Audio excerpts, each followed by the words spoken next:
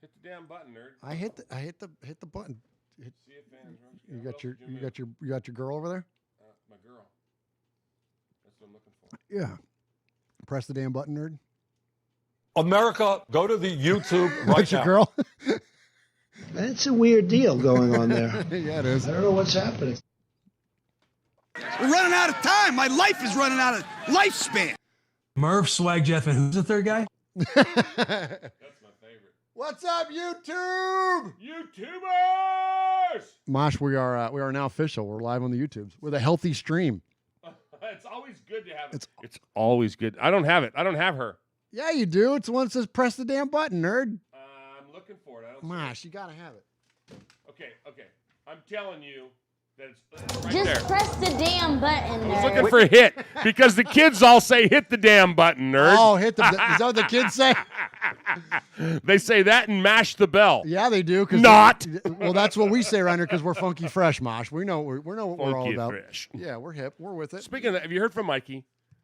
By text and stuff. Good. Yeah. How's he doing? He's doing good? Mikey's doing well. Yeah, Mikey's doing well. In fact, he even called in the show last week and left us a nice message. And so, Nice. Yeah, I look forward to doing some Mondays of Mikey Murph coming up Soon. Yeah, right before the. Usually start at around like camp time, so I don't know when it'll deal with the whole COVID thing, but we'll find out. But definitely coming up later this summer. Hey, so Mosh, before I hit the button, the other button.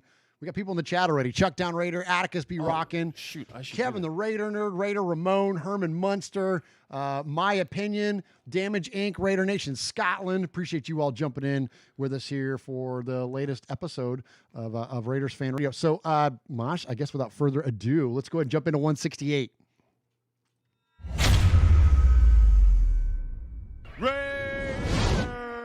Oakland, LA, Oakland, Vegas, Raider Nation, wherever, forever. You got your old Uncle Mosh and Raiders Fan Radio from Murph's Man Cave, taking a lighter journey into the dark side. Sit back, put your feet up, pop a top, and enjoy the ride. Here we go! Look left, look right, Balaknikov, a leaking pass, touchdown! We miss you. We love you, and we'll see you in the Hall of Fame. When you have great coaches, then after you have great coaches, you get great players, you have a great organization, and you tell them one thing, just win, baby. Way up the middle, intercepted Filipiano at the 50, high running down, Oakland football, and I think Oakland victory. The Raiders have scored on the most zany, unbelievable, absolutely impossible dream of a play. Well, I love this team. I think this team can win. I think this team can win.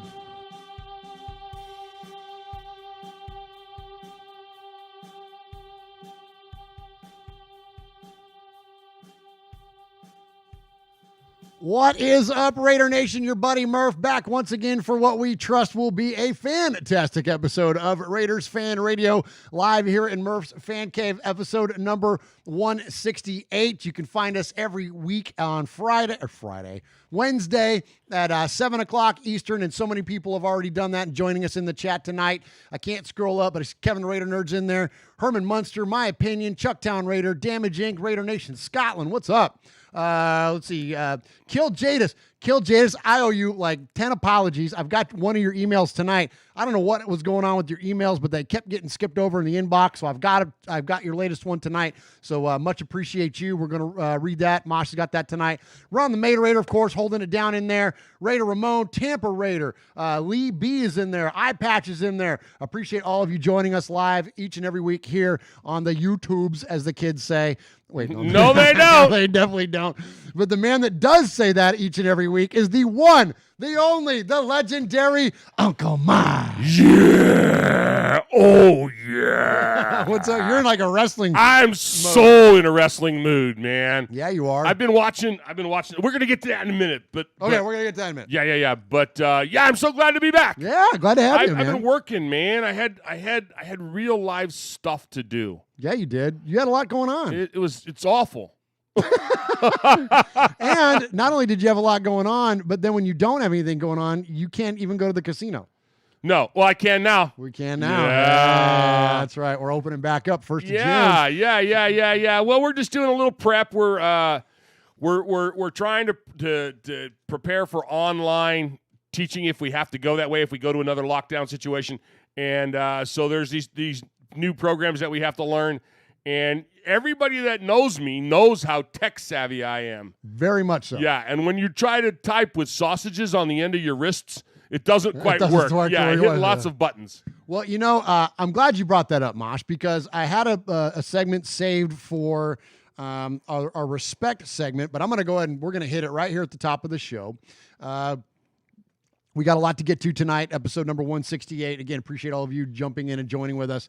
A lot to get to tonight. But before we do that, Uncle Mosh, as you all know, those of you listen regular, for those of you that don't know, Uncle Mosh is a lifelong educator. He's a lifelong teacher and coach. He's coached, just about every sport there is, had an incredible success and had his life dedicated to teaching. And right now, with all the craziness of the COVID, there's been like a lot of uncertainty around that. Everybody's kids is affected by this, and graduations have not gone on, and proms, and it's really fun, like some of the stories that have come out of that. But really, the crux of it is like this big time, I would say, arguably, and I'm speaking for you, but like one of the more challenging things you've ever had to do as an educator is to go through this whole thing and with your kids and like be able to do it. So that's not lost on everybody, and it's not even lost on the Raiders. And so I want to share this with you, Mosh. This is something that went out from Eric Harris, number 25, safety for the Raiders. Oh, wow. He sent this out there as a message to teachers.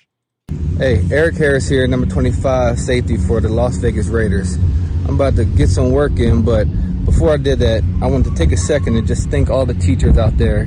You guys have been tremendous through this hard time and just adjusting. And, I've seen a lot of benefits for my kids and, just how the teachers have been engaging my kids and, working with them and just making sure they're still getting the proper education that they need. So it's been difficult for us adapting as parents. Being a teacher is definitely not easy. So I appreciate all the effort that you guys have put in to this, virtual education programs and things like that. So you guys stay safe, and God bless you guys. Oh, man. Thank you, Uncle Mosh. We appreciate you. Yeah, and maybe Will Compton will remember who I am. Murph, Swag Jeff, and who's the third guy?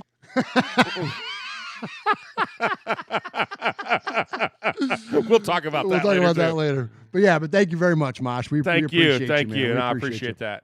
I appreciate that. Absolutely. So, all right. So before we jump into our episode number, which we always tie back to something significant within Raider Nation, Uncle Mosh, this year our fundraiser, we have chosen the Stabler XOXO Foundation as our foundation of choice. The Stabler Foundation was founded by, of course, the legendary snake Ken Stabler.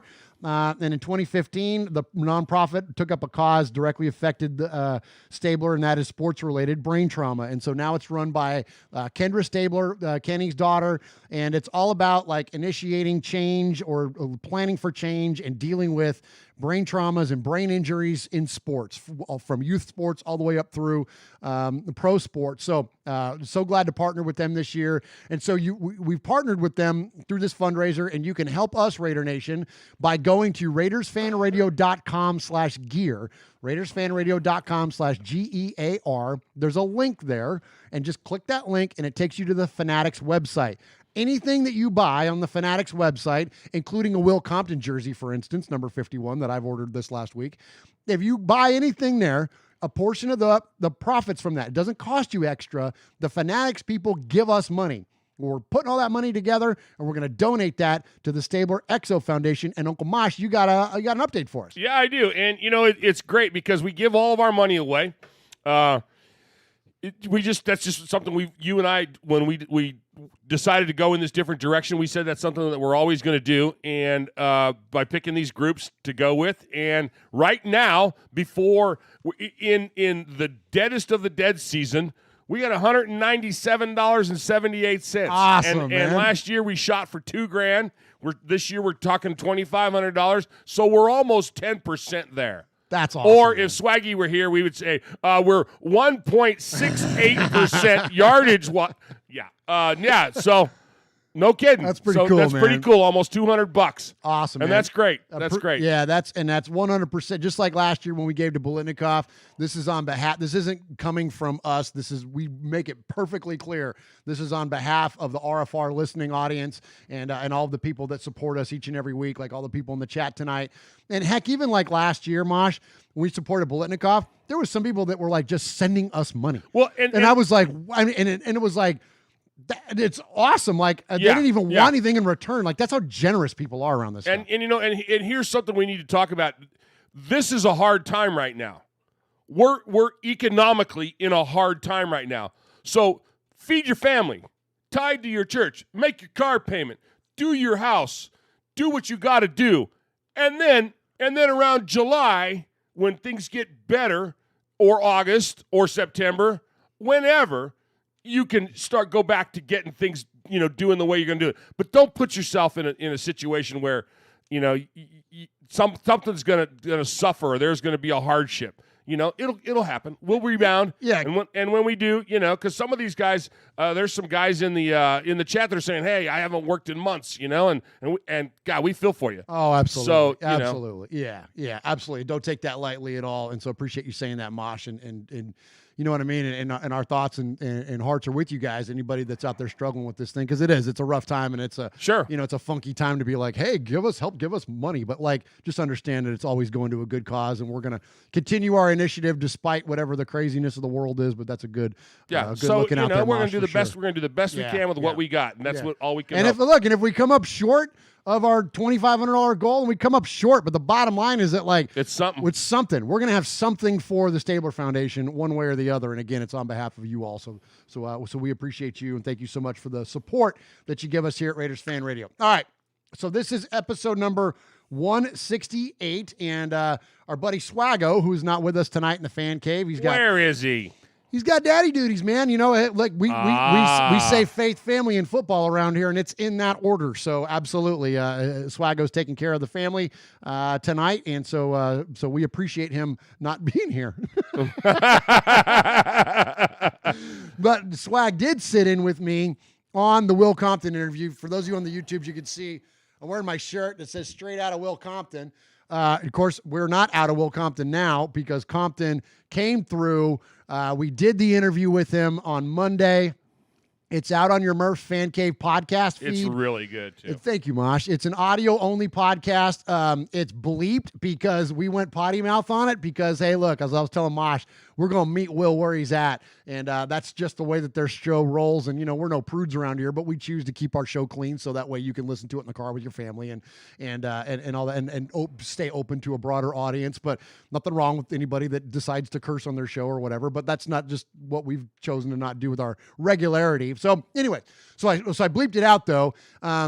But it's fun, and I'll probably release an unedited version of it, like on YouTube or something. I'll just have fun with it. But the interview's fantastic. So it's out there, audio only. I do have a video of it too, and Will told us, go ahead and share the video too if you want. So I might release that one day. But a lot of fun. Did you, that shirt that you're wearing, where'd you order that? Amazon. Really? Yeah. You can do a customized straight out of whatever shirt. Oh, how funny. So I just customized it so where the bottom says, instead of straight out of Compton, it just says Will Compton on it. Yeah. Oh, that's really good. And speaking of shirts, we've got a line on people have been asking us about shirts. Yes. So we've got a line on shirts. Yes. And we're going to do things a little bit different. We've got a third party that's going to handle that for us. And those negotiations are being handled by Swaggy. Swaggo's got it. Because Swaggy does negotiate for a living, And he loves clothes. And he loves clothes, and he loves swag. So he's taking care of that. But yes. I'm going to have my traditional Uncle Mosh shirt available. Yeah. He's going to have his swag. I'm holding up a picture of it. His Swag Jeff shirt available. And you're going to have probably the Murph's Fan Cave logo. The Murph's Fan Cave logo one. And then probably we're going to have the RFR Live shirt. So we'll see where it goes from there. Yeah, it would be cool. And again, all the money that gets raised there will go to the Stabler Foundation. And so one last thing, and then kind of tie this all in together. So I did order a Will Compton jersey, and it should be here. Like, it might even be here now. To be here any minute. So when I get that, I asked Will if he'd be willing to sign it, and he said he would. And so we're going to link up with Will at some point this year, probably at a tailgate or wherever. And he's going to sign that jersey, and we're going to auction it off to you, Raider Nation. And 100% of the money that we get from it, including the cost of the jersey and everything, we're just going to give it all away. We're going to give it tornado relief because Will lives here in Nashville. Right before the pandemic hit, we had to deal with freaking tornadoes. Oh my gosh. And all the destruction that came through. So we're still cleaning up from that. And so anyway, we're going to give all that away. And so appreciate Will being willing to do that. And appreciate Swago jumping in with me and doing that interview on Monday, man. It was a lot of fun. I got to say, Raider Nation, it's the best player interview we've ever done. I don't want to say it's the best interview overall we've ever done because Phil Villapiano is a legend for a reason, and he's a legendary talker, let alone player. And our interview with Phil was freaking amazing. So I don't know if it's the best interview we've ever done, but it's definitely, as far as current crop of players goes, Will's the best, man. And their Bussin' with the Boys podcast is a must listen if you're a Raider fan. You've got to listen to it. And so definitely support them. And we got a lot of respect for Will. In fact, and I've got a thing coming up with Will in the respect segment. Before we get to that, Swag Jeff every week ties our episode number back to something significant within Raider Nation. So let's go ahead and check in with young Swaggo and find out what he's got for 168. Hey, what's up? It's Swag Jeff from RFR Live coming to you, episode number 168. We are, I'm not there currently right now, and normally that's a bummer. But you know what? Monday, we had the Wolf, the boy, Will Compton, live for an RFR conversation. So you know what? I'm still riding high from that. So I'm okay. So you guys do your thing today. Hope it's a great show. But every week, Swag Jeff brings you the episode number. I love it how he goes third person. In Raider history, and I got a couple things for you today. First one, we're going to take it not too long ago, 2017. The Raiders with the 168th pick overall in the draft select Markel Lee. And if you don't like that and that's not good enough for you, we're going to take it back a little bit further. We're going to take it back to the year 1970. 1970, Mosh. 1970. I was getting ready I was looking forward to puberty. All right, so I was driving and drinking, but I was looking forward to puberty. All right, so note that on your RFR notes sheets, Raider Nation. Yeah, we're talking about Richard Nixon was president. Yeah, 1970. And we're going to highlight Charlie Garner. Okay, listen, Jeff. Charlie Garner was born in 1972. Oh, jeez. So what is he going to 168 sperm count? What are we doing here? Swaggy? Oh my gosh, yeah. We're not talking about Charlie Garner. And look, it happens to us when you're on air all the time, you will misspeak. It happens to me, it happens to you, it happens to us all the time. You will misspeak.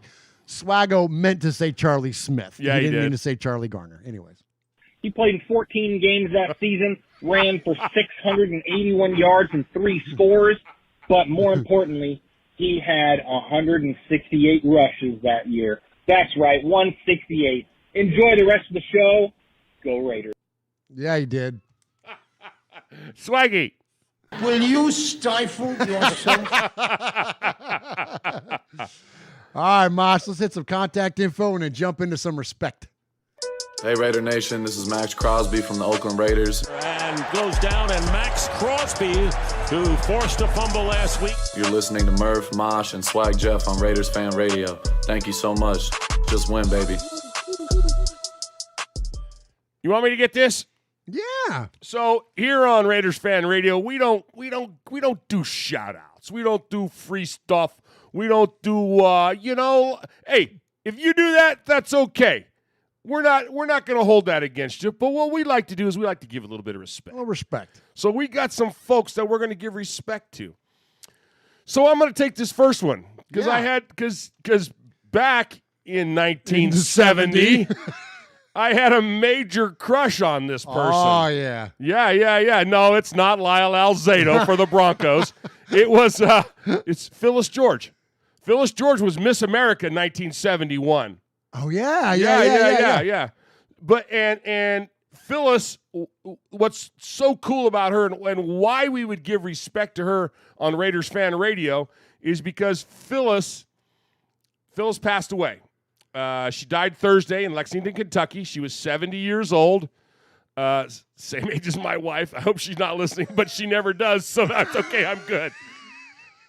I came home last time, little offshoot. I came home last time, and she goes, "Where were you?" And I said, "Doing the podcast." And she goes, "You still do that?" Yes, she did. Yes, she did. And I go, "Where do you think I go on Wednesdays?" Yeah. She goes, "Oh, yeah, you're not in school." Anyway, so Phyllis died of I can't even say it. It's one of those really rare, 13 long, sad. Very sad. Word thing. It was a rare blood cancer. She had been diagnosed with it 35 years ago. So she lived half her life with this. Wow. And it didn't hinder her. She was hired as a CBS Sports Weekly pregame football show person, and she was teamed with Brent Musburger and Irv Cross, and immediately became the most prominent woman in sportscasting. Yeah, it was a big deal, because man. women weren't in sportscasting. Nope. And people used to say, "Oh, it's just her beauty queen background, and she had a little bit of a modest television resume," and so she got a lot of criticism. And they said, you lack traditional sportscasting credentials. And I love Phyllis responded like this. She said, "I'm from Texas." And she told People magazine in 1976, she said, "Down here, you follow the Longhorns and you follow the Cowboys, or you don't belong." Oh, nice. So she knew she a got little it. bit. She understood. Yeah, she got it. And she was a pioneer. Hannah Storm, from ESPN Sports Center. Yeah. She wrote in an email, and she said somebody had to be the first, and that was Phyllis George. She was a trailblazer. She's known for some great interviews. Probably, we're going to play one. It's the most famous for us. Yes. But everybody else's most famous interview was when she was interviewing Roger Staubach, right? And it was 1975, and you know how stoic Staubach was, because he was all, and anyway, and he said to her, he said, "Miss George, I like sex as much as Joe Namath. I just like it with one person, my wife." Because you remember all the stuff with Joe Namath. Because Joe was a playboy and Roger was not. Yeah, Roger's a big Christian and very strict. Joe was all just slobbering all over her on the sideline. Yeah. "I just want to kiss you," and he was all stupid. But that was when he did Susie Colbert. Yeah. So, but he was. Phyllis George was she was awesome, and a lot of us, we go back and forth on our women. And I'm not trying to sound like a sexist pig here, but can they commentate without playing the game on the sidelines? Absolutely. And that's a fair criticism of a lot of guys even too. You'll hear. They'll be like, you know what I mean? If you've never played, like, what are you know what I mean? Like, you hear that all the time. So that even really doesn't have to do with gender. And even at some that of point. the best announcers we've ever had, Howard Cosell, made his name doing boxing, for crying out loud. Right. And there's no way he was a boxer. And then he was an icon on Monday Night Football. Absolutely. Anyway, so what? Shout out. Yeah, much respect to Phyllis. And, you don't get to, like, Susie Colbert, I think, is awesome. Like, I love Susie Colbert. Oh, you don't get to absolutely. Susie Colbert. You don't get to Hannah Storm. You don't get to Erin Andrews. You don't get to MJ Acosta. You don't get to Kay Adams. You don't get to all these women now, the Melissa Stark and Lindsay Rhodes. Like, it's, an endless list now of women that are in sports media. Right. And they're freaking great, man. Like I wake up every day with Kay Adams. I watch her every morning. And the last thing I think about, except for the occasion where I look at her and I'm like, wow, she's really pretty. Like, aside from that, it doesn't even register with me that, like, oh, she's a girl. Like, it doesn't matter. Yeah. It doesn't matter. Like, what matters is that she's freaking good at what she does. It's a fun show. And you don't get to that point without somebody like Phyllis. And so, so we wanted to definitely give her respect because it was such a big deal. in 1975 or whenever it was that she did this. 71. 71. No, you're right. 71, she won Miss America. And then right. soon after 75, that, she started on CBS Sport. And she's up there with like Jimmy the Greek and like, like she's up there with like knuckleheads, man. And did an awesome. So anyways, let's bring a full circle here. One of the things I wanted to play was that she pulled that great quote out of Staubach, but she pulled an awesome interview and quote with Snake Stabler, with Kenny the Snake Stabler. And so I'm going to play that for you here. So rest in peace, Phyllis George. After this, we'll move on to the next one. Everyone refers to the Raiders as the bad guys. Are you? Yeah, and I like that image. I think a lot of our players like the image. You know, we wear black. You see the cowboy movie, and the guy has a black hat and a white hat. The white hat's usually the good guy, and the black hat's the bad guy. And we got some physical players on our team. That's the way you have to play to win, and that's the way we play. I love that, man. I love that comparison, man. Bad guys are in the black hats, good guys are in the white hats. Yeah, man. And he did it in only in Kenny's voice. You know, just the way he could. Distinct, man. Distinct.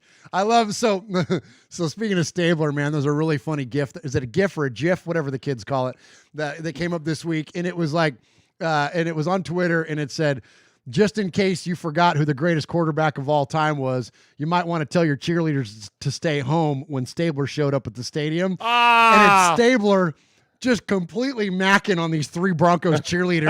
and he's like, you can see him talking to him, and he's, I don't know, he's doing something with the football or whatever. And then he walks away, and all three of them just turn and follow him as he's leaving with the biggest smiles on their face.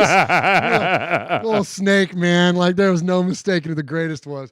All right, so next up, I'm going to get to another bit of respect. I'm going to shout out. Mosh, you got the chat pulled up? You want to shout him out? I do. Matthew Menges, Full Metal Mexican, Monster Mash, Ken, Kajidas 907. I know I say his name wrong, but you know. Kiljadis, I think, maybe? Yeah. Kiljadis? Kiljadis, yeah. Kiljadis. Anyway. Kiljadis. Kiljadis. Q-Dog. Pronounce that one. I got Q-Dog. Eye Patch, Chucktown Raider. Man, everybody's here. Full Metal Everybody's Mexican's here. in there. Full Metal Mexican is Kevin here. the Raider Nerd. Monster Mash Ken, man. Monster Mash Ken. Raider Joker is here. Did I say Damage Inc., Raider Nation from Scotland? I mean, tons and tons of people. Ron the Mater Raider, of course. What are you doing? I'm showing little Murph because Monster Mash Ken is in there. Oh, yeah. Monster Mash Ken's the one that built this. Raider Ramon, Chucktown Raider. Raider Cody is in there. Hey, what's up, Cody? Appreciate Cody. Everybody's there. The Big Easy's in there. Everybody's there. Lots of people in there. Good deal. Appreciate you all. So speaking of Cody, we took a run at Cody in our interview with Compton because we were telling Compton about how like we linked up with him and then he agreed to be on our show and then we didn't hear from him and a week later he was on Cody's show and we had a big laugh about it and Cody, if you haven't had a chance to listen to our interview, he don't listen to our stuff. Well, yeah, he does. So never mind. When you listen to our show, Cody, for the third time with your notepad. But no, I hope you could appreciate where we went with that with you and with Will because it's it really did. We become friends with Cody and listen, I'm going and we're gonna talk more about this later. We're all over the place tonight, but just whatever. It's the off season. We're going to collaborate this year together. Cody and I are in person.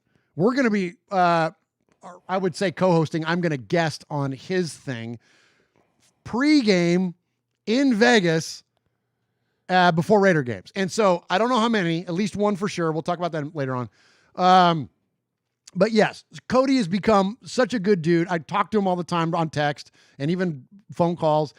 Cody's on a little bit of a hiatus. He's building a new studio at his house. Sweet. He's on fire right now with his show and with his content and always best of luck to him and much success to him and really become not only appreciative of him as a fellow content creator, but as a friend, man. He's a good dude. Cody is a good dude. Yeah, he is. So anyway, we talked about that with Compton. Well, so there I want to give respect this week to Will. I want to give respect to Will Compton. He finally showed up. He finally showed out here on Raiders Fan Radio, and we had an absolute blast, man. It was so fun, and he gave a lot of respect himself to Raider Nation, and I've got somewhere along here in my list of things here, Mosh. I've got a little audio clip that I want to share with you about what he said about Raiders fans. Let me bring this thing up here. Sorry, guys. I should have had it ready to Herman go. Munster's in there. The Big Easy's in there. All right, here we go. Here. Wait, was this it? What the heck? RPCD Joker's in there. Tampa Raider. Pirate 1975. Where this damn thing went? Oh, here it is. Okay, here we go.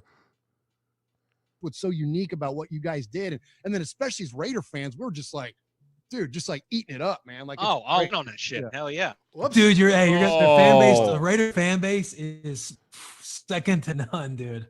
It's just crazy following all you guys and seeing just all the interaction constantly about Raider stuff going on, and it's it was fun to be a part of. I'm talking like fans outside of our facility every day. Like no matter what day it was, like small crowds sitting outside wanting autographs from. That's so cool, man. He went on and he goes on further from there and talks a lot about his experience with Raider Nation and about how people would show up with armfuls of things to sign, and he would be like, "I'm not Derek Carr, man. Like, what are you gonna do with 8 Will Compton autographs?" You know, it's really really fun. There was one. Excuse me. There was one of their shows where they were talking about that. They were talking about Waller. Yes. Talk about Waller. With Waller. Yeah, and they're going, dude, didn't I sign that? For you, that same picture for you 5 times already. What are you on the eBay or something? Yeah, exactly. Yeah.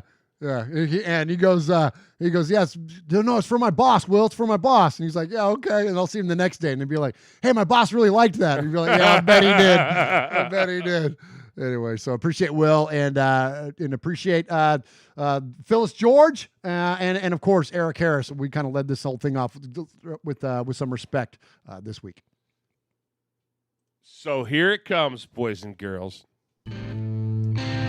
What's up, Raider Nation? It's your boy, Will Compton. You're listening to Raiders Fan Radio with my boys Murph, Swaggy Jeff, and Uncle Mosh. Tune in because they fucking put out a banger podcast. Yeah, we do. Okay, so we gotta talk about that for a hot second. Okay. You guys know when it comes to twitting. Yeah, you're a Twitter. I'm a Twitter. Yeah, but I'm not a good Twitter. I noticed that when you're twittish. I was gonna twit. I was gonna twit yesterday. Yeah, and I got on there and I was like, okay, now let's see, when was my last twit? And I noticed that I had twitted a whole bunch. Oh, you did? No. Our social media director had taken care of it for me. Oh, did he? But yeah, good. That he had retweeted some things for me. Oh, I see. But okay. So the ones that you can tell when I do them, because I'll call somebody out. I'll say, "Hey, Herman Munster, what's happening?" Or Ramon, or whatever. Yeah. So I haven't been in on a lot of this stuff that you and Swag have been doing with busting their balls because with Will. Yeah. Because I still don't know how to follow. Like when somebody what's a thread, and I click on it and then I get like naked girls and there's all kinds of stuff and I don't know what I'm doing and I don't know. I don't think you're on Twitter. Oh no, that's Tinder.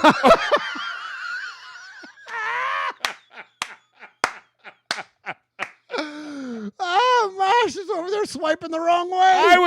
Yeah. Oh, my gosh. I wouldn't go up and down. I was having to go left and right. Left and right. But no, so so the funny thing is no wonder Aunt Kathy's she's like, I don't know where you've been. She's like, oh, okay. Why do you keep asking for a lot of ones? What happened to all those ones in that jar? Anyway. Yeah, so I wasn't in on all this messing with. You didn't know about it. Messing with Will. You didn't know about it. I knew what was going on, but I couldn't read them all. Right. And even with Domenico's, even with the deli, because people tag me on stuff, and then it goes, show the thread. Well, I don't know who said what first. I got to get back to school. And it's Tyrone Mack, I believe, is his name on Twitter. Yeah. That guy's like going to Domenico's like every week now and like tagging us and like talking about the show and like Jeff Murphy. He's going to the old school Domenico's in Alameda. In Alameda, he's driving an hour to get there. And much respect to that. So, man. So that's happening and all the stuff with Will's going on. And so when he does his ID, listen to it here. Yeah. What's up, Raider Nation? It's your boy, Will Compton. You're listening to Raiders Fan Radio with my boys Murph, Swaggy Jeff. Pause. And Uncle Mosh. Tune in because they fucking put out a banger podcast. Yeah. So he goes, hey, this is Will Compton here, and I'm tuning with Murph and Swaggy J. Uncle Mosh. Yeah. There was this pause because Murph, Swag Jeff, and who's the third guy? Because he didn't know I existed. He didn't. He had no clue what an Uncle Mosh was. That was the best. So I go, hey, will you mind cutting an ID for us? He's like, sure, man. I go, okay. And I told him, just say whatever, you say in Raider Nation, blah, blah, blah, whatever. And he goes, okay. And I said, yeah, it's me and Swag Jeff and then Uncle Mosh. And then you got this. Yeah. Murph, Swag Jeff, and who's the third guy? That's the best. That's the best, Mosh. So funny. My gosh. Oh, so funny. Yeah. I don't know what did I do? Chucktown Raider goes, thanks for the picture, Mosh. And then he's got a guy puking. Oh. What is that, me on Tinder? Oh, oh my gosh. All right. Appreciate everybody in the chat. Hey, Running Bear's in there tonight. Good to see you, brother. Good to see you, Running Bear. Absolutely. Big Easy's in there. Killed Jadis. Tell us if we're pronouncing that right. Ron the Materator. Michelle Sweat. What's up, Michelle? Right down the road here. Chucktown Raider. Aaron the Q-Dog Raider. Monster Mash Ken. Tampa Raiders in there. Matthew Mangus. Appreciate everybody joining us each and every week here and youtube.com/MurphsFanCave. All right, Uncle Mosh. We got this big segment in here. We're going to call this is the schedule and off-season mix bag. I didn't know. That sounds so dopey. But we didn't know what to do because we had so Swaggo and I covered the schedule stuff last week on the rundown. And there's so much news right now. It's crazy. We're in June, or almost June.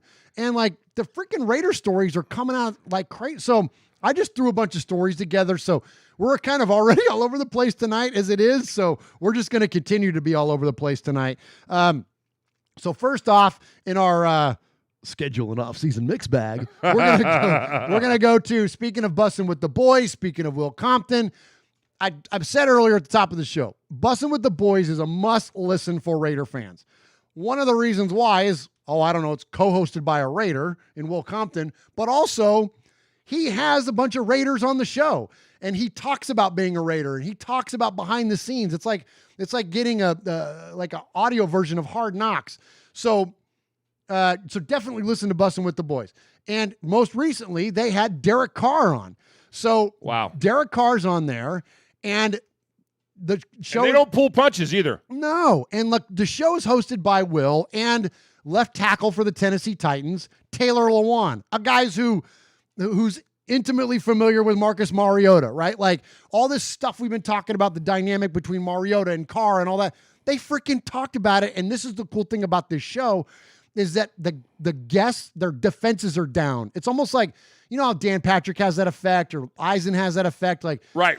People's defenses come down because they know they're not going to take a soundbite out of context or use something against them or make them look and so the players that go on Bussin' with the Boys, it's very forthcoming and it's raw and it's awesome. And so anyways, here's Derek Carr talking about the dynamic between him and Marcus Mariota.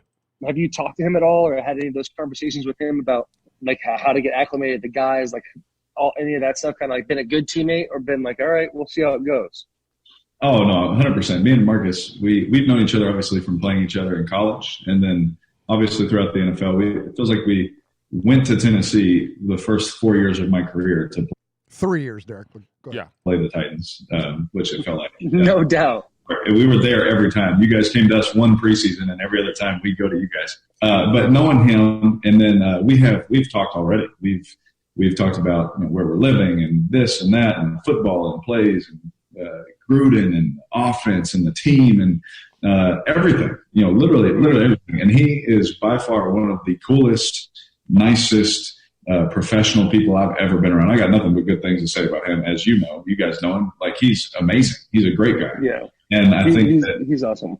Yeah. I think that us two in that locker room helping lead our football team is amazing. I think the most important thing is to have a united quarterback room. I've always thought that, coming up through the league, is when you have a strong, united quarterback room, we can all go lead the football team. It doesn't matter if you're the backup, you're the one on the field. it's our job to lead those guys because our depth of the offense that we know, and we have to correct guys and things like that. Having 2 and really 3, 4, guys that can do that, I think is only but good things for our team.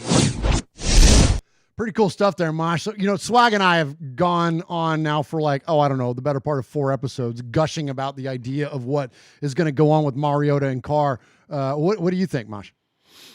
I'm not going to gush about that because I'm going to wait and see. Okay. Because you have gushed. Yeah, you guys have gushed. And we can all speculate on it, but it's just going to be so awesome. Talk about premier quarterbacks. You got 2 premier quarterbacks. They may not have played that well their entire careers, but these 2 guys have mirrored, and I've told you that from the beginning. Their careers have so mirrored each other, and then to have them on the no COVID, and then to have them on the same team. That's amazing. Yeah, man. It's going to be fun. It's pretty It's cool, going to be man. really, really fun. Both of those guys are really easy to root for. And iron sharpens iron, man. And Yep. and so whoever it is that ultimately wins out and has the most success, great. Just equal wins. That's what it's all about. All right. So next up, let's go to the coach. I've got John Gruden on his mentality. I mentioned the schedule was released last week. We all did our mock schedules. And of course, everybody came out at 10-6. What coach? We're running out of time. My life is running out of that guy? lifespan. Hey, 3 of the last 4 games at home. If we can take care of business and stay in contention and be a factor in December, to have 3 home games in Las Vegas is really exciting. But like I said, you know me too well. I don't want to talk too much about week 14, 15, and 16. We'll play anybody, anywhere, on any time zone. That's the mentality I want us to have. I know that's the mentality we're going to have. How about that, Mosh? That was great. Isn't that the best? Anytime, anywhere, anyhow, anywho. We don't care. We don't care. Bring it. Just bring it. We're damn Pirates, man. We show up at your house and take what we want. Yeah. That's what Raiders do, man. That's the whole definition of a Raider. I love Good stuff. All right, so I mentioned we're all over the place. So here we go. We're going to go to we're going to check in on some draft picks. The second pick of the draft for us was a very big need in cornerback, and we drafted Damon Arnett. Right. So Damon Arnett is, some podcast hosts got all weird about it and threw their headphones and acted like big babies. It was really weird. It's because they didn't have an ice cream place to go drown their tears with, drown their sorrows in. Q-Dog right behind them. Exactly. So, but it was there was a lot of question around it since, as per usual, since then having an opportunity to go back and look at film and look at statistics and try to understand who the player is more than here's this guy that I like because whatever reason, and this is the player I hope the Raiders draft, and they don't draft that person, and some people didn't follow their own advice. And so anyways, now at this point, there's a lot of stuff coming out about Damon Arnett, and he's legit, man. I'm really excited about this pick at this point.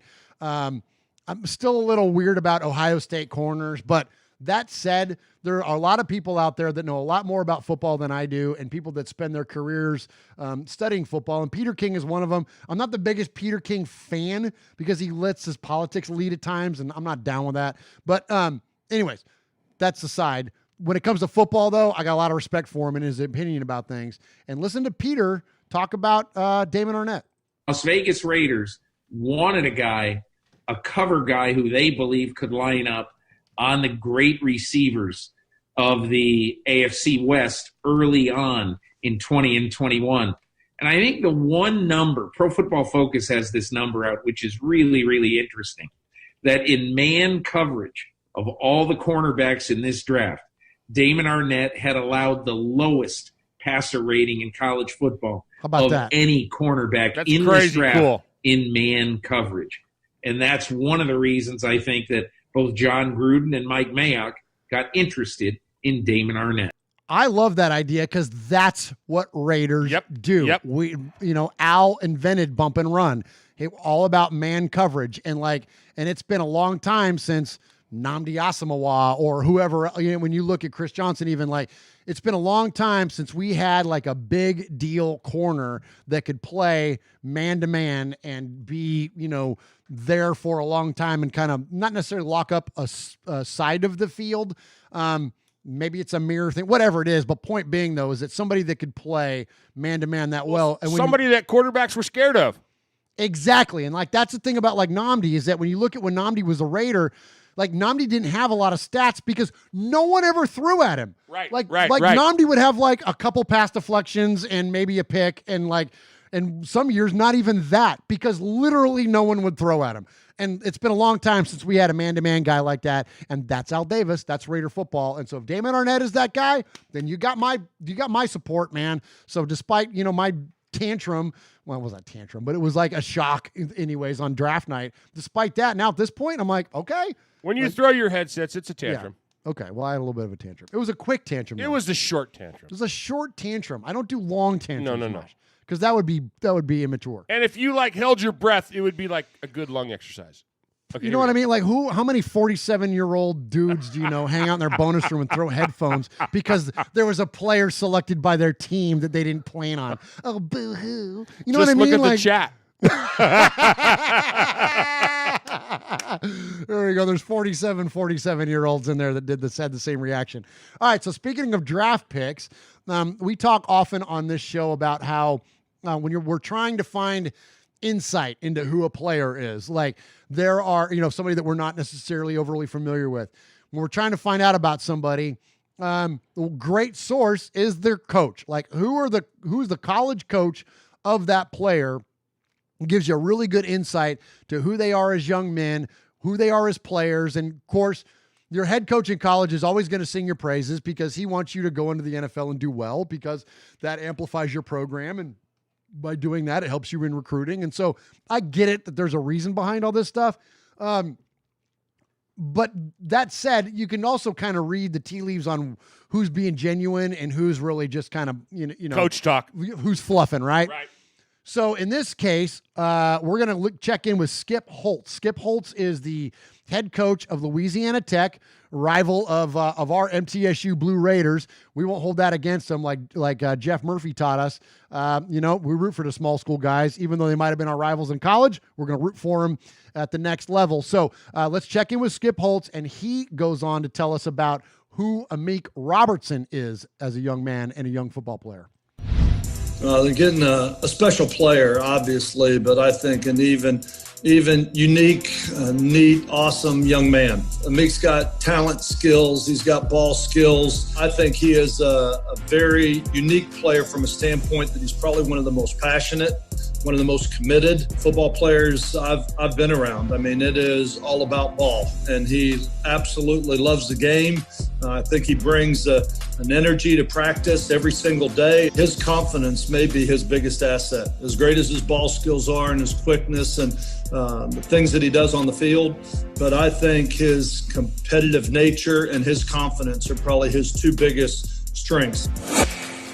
You know what I love about that, Mosh, is that what are the Raiders building? What have Mayock and Gruden? Passion for the game, confidence, that's it. That's the common denominator of every single draft pick and free agent that the Raiders have signed. It goes back to when John makes the call. We've watched when John makes the call when he's calling these guys and he goes, "Hey, this is John Gruden. You ready to be a Raider?" And they go, "Yes, sir. Yes, thank you." And he goes, "Good. Now you're gonna be able to sack a quarterback for me. You're going to be able to stop the pass. You're going to be, you know what I'm saying?" Yeah. Immediately, it's like, congratulations, you're getting into a great system. Blah, blah, no. He says, "You ready to play? Now, this is what I expect from you."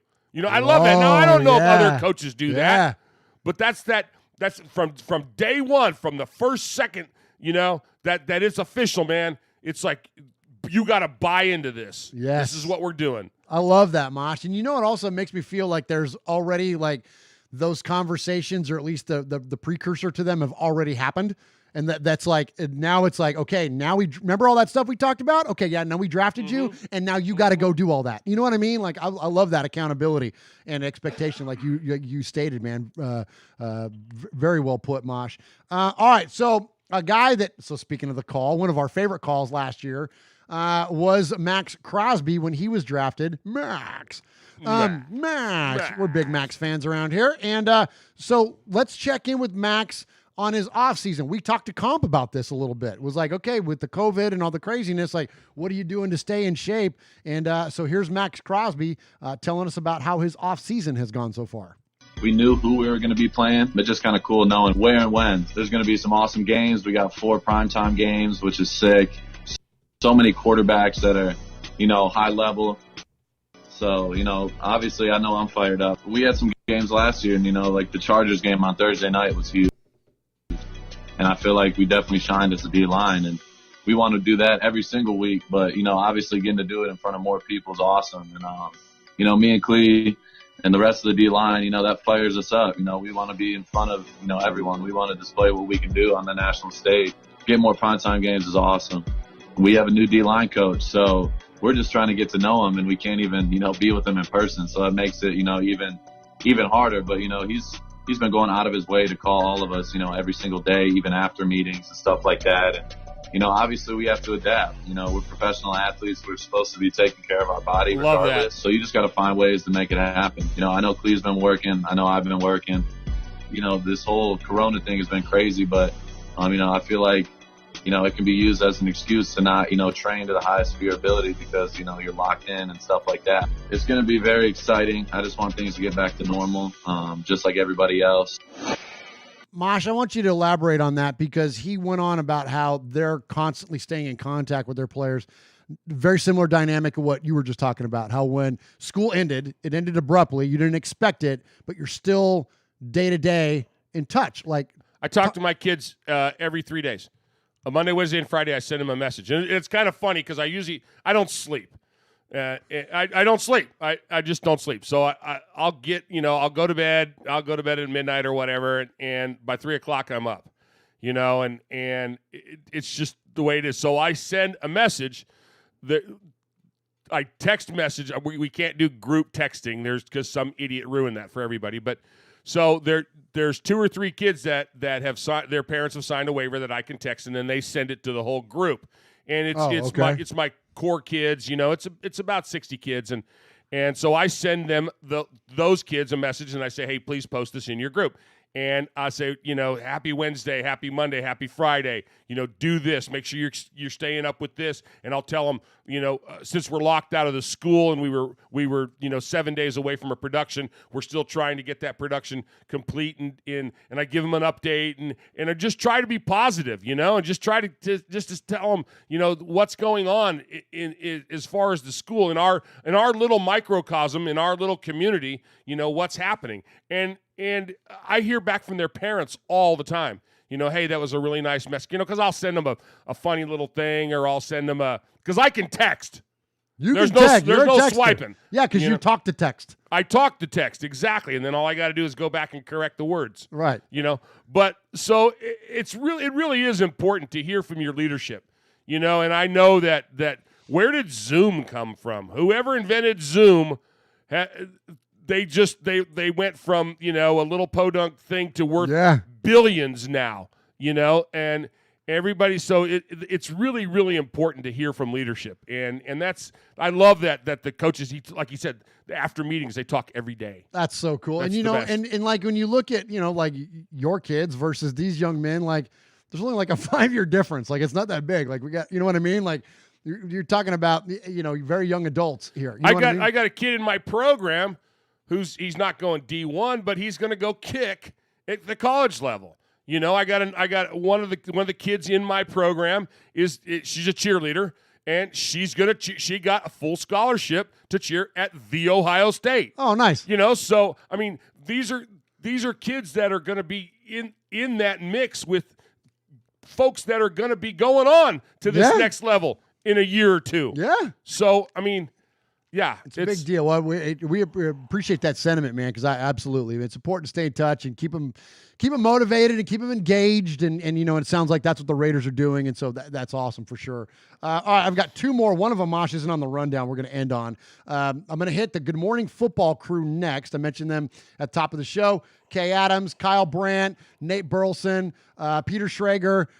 Nate, I'm not a huge fan of what he had to say on this topic, but I'm a big fan of what the next two guys had to say, but I at least appreciate Nate's honesty in it. And they were talking about AFC West wide receivers. James Palmer, who we know is very close and does a lot of reporting with the Broncos, he wrote about how they reworked their offense with some weapons to support Drew Lock, who Nate Burleson is just like drooling over all offseason, these additions.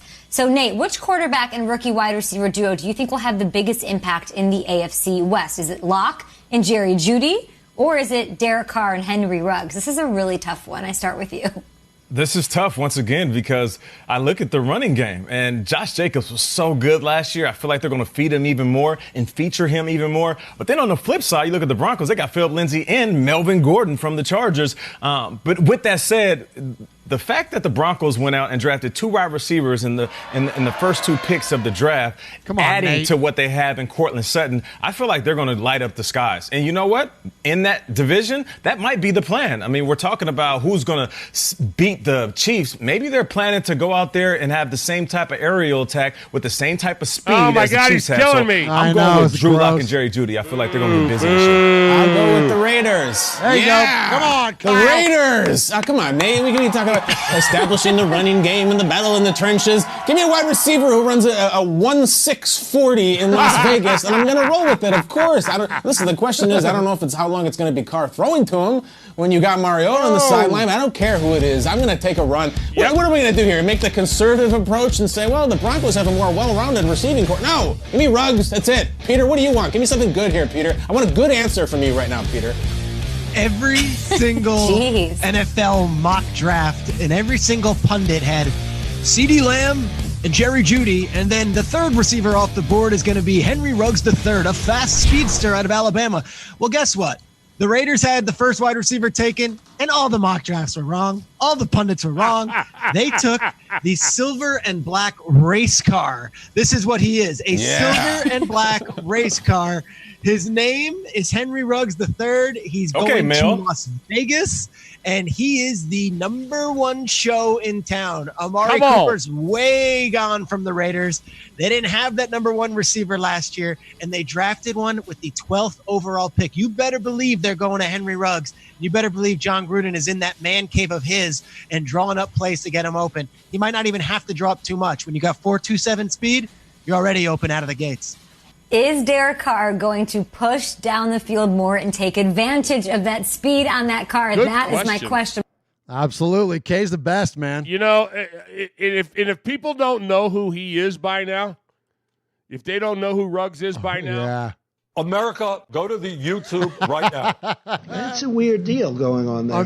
Ruggs, I don't know what's happening. Now, like, all the videos are like, well, and they've been out for a while now, but like people are really locking into like him playing basketball. Right. What an athlete he is, and like, I mean, Henry Ruggs is awesome. So speaking of Ruggs, I got one more thing to get to, and then we'll hit a break, and then jump into Raiders and pop culture. All right, Mosh, this is fun. Okay. So on the short list of Raider legends, especially recent Raider legends, Charles Woodson might be number one. Oh, yeah. He's your number one for sure. Absolutely. As far as, again, recently retired player. I mean, maybe Marcel, my guy here.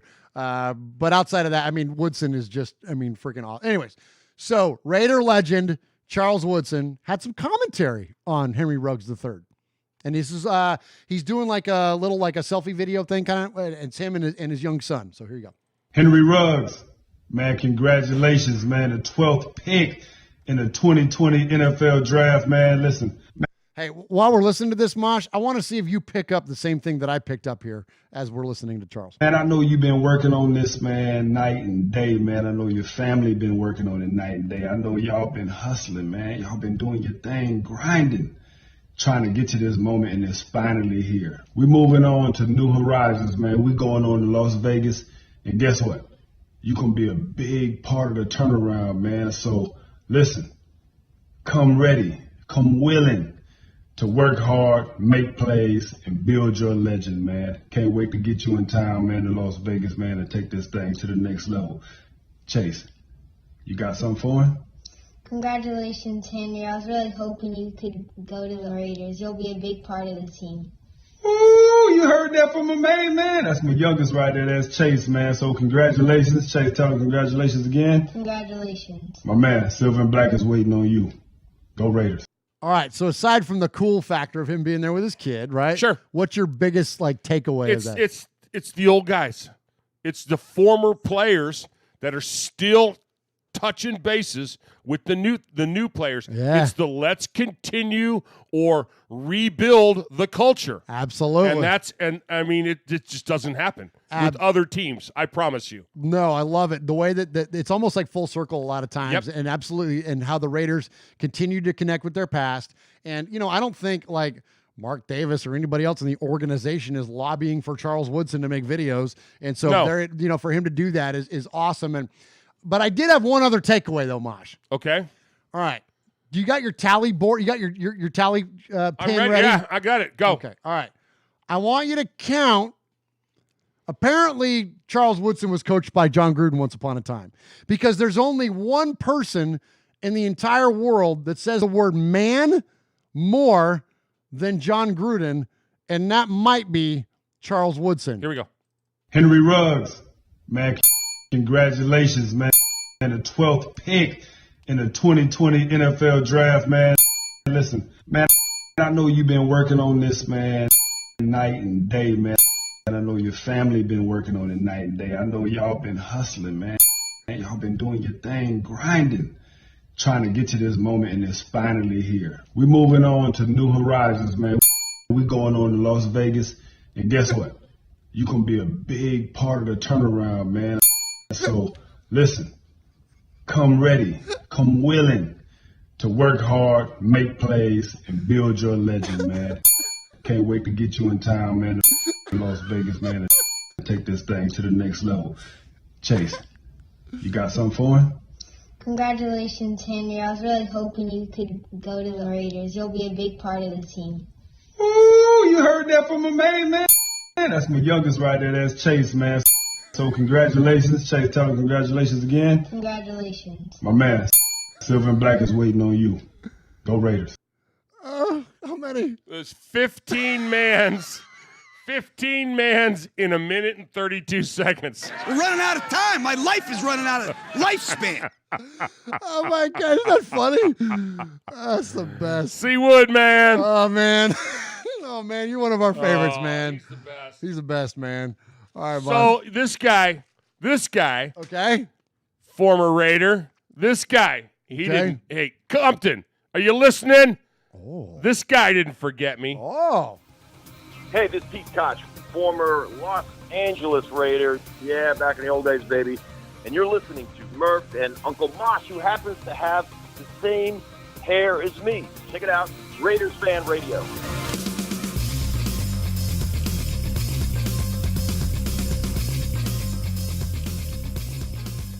Every kiss begins with Koch. Appreciate Pete Koch, and heck, if there's an alumni weekend. Snapped into my real world there. If there's an alumni weekend, jeez, that was weird. Can you do a Freudian thing with your job? No. Okay, good. So, so if there's an alumni weekend, then I will definitely catch up with Pete Koch again. All right, Mosh, one of our favorite segments here on Raiders Fan Radio. Actually, before I do that, let's go ahead and shout out the chat in there tonight at youtube.com/MurphsFanCave. Eye Patch is in there. Aaron the Q-Dog Raider. Killed Jadis. Running Bear. Damage Inc. Raider Nation Scotland. Sam Hain. Pirate 1975. Raider and some. Full Metal Mexican. Raider Joker. Michelle Sweat is in there. Awesome. Appreciate everyone joining. Tyrone Graves is in there. Appreciate everybody joining us. What about Lino, man? Lino, are you there, Lino? Hey, what about the Full Metal Mexican? That's your favorite? Well, yeah, he is. He's there. One? Yeah. And Herman Munster. Oh, can't forget Herman. Kevin the Raider Nerd is in there. Tyrone Graves. Hey, yes, anybody hear from Coach? Coach and Haley. No, a lot of folks, man. A lot of people have been asking about that. And I'll tell you another one that what is asked about. When I read the made men and women, when I read the rundown of all the folks that are made men and women, Johnny in San Diego I think he was the first one. It was either him or Jimmy Zebach. I can't remember, but like we still trade paint with Jimmy on Twitter every once in a while. And I hear from a lot of the kind of the OG made men but we hadn't heard from Johnny in San Diego. So, and even Junior in San Diego, we'll still check in once in a while. Hadn't heard from Johnny. And he was like, Johnny is like old school. Yeah, man. Like, yeah. He's been around. Yeah. Like the first couple months we were doing this show, Johnny in San Diego was one of our first regular contributors and callers to the show. All right, but let's jump into Raiders and pop culture. And I've got a couple of audio bites to play for you. But before that, Mosh has a visual Raiders and pop culture. Look at that. Okay, so what I'm doing is I'm for my radio listeners, I'm holding up a picture of Jake the Snake Roberts, the wrestler, and Jake the Snake has got a T-shirt out that's the Raider shield, and it says Jake the Snake above it, and it's got a Raider helmet in it. So how do I know this? Because last night I was watching, I had him on the DVR, and I was watching Dark Side of the Ring. It's on the Vice network. Yeah, it's got some really cool stuff on there. So Dark Side of the Ring, it's got a lot of stuff to do with wrestling, so much of it back when you and I were really into it. We were hosting our events and all that stuff, and I did that promo with Dirty Dutch Mantel, and I brought that group into my school and all that stuff, and so a lot of the stuff that went on behind the scenes, they expose that and they talk about that, and and some of the stuff isn't very nice. It's kind of raw and unfiltered. It's raw and unfiltered, and then they have this show. It's called Dark Side of the Ring After Dark, and it's like they go on to talk about what they just saw, and they bring in a panel. And this panel, was the episode about the Road Warriors. And so they brought Animal in, and they brought Dirty Dutch Mantel, and they brought Jake the Snake Roberts. And Jake was wearing this shirt. And all you could see was the top of the shield, and you could read Jake the Snake. And I'm yelling at the wife. I'm like, honey, wake up, Look, he's wearing a Raiders shirt. And she's like, what, is the house on fire? And I'm like, she's like, what are you doing home? It's not Wednesday.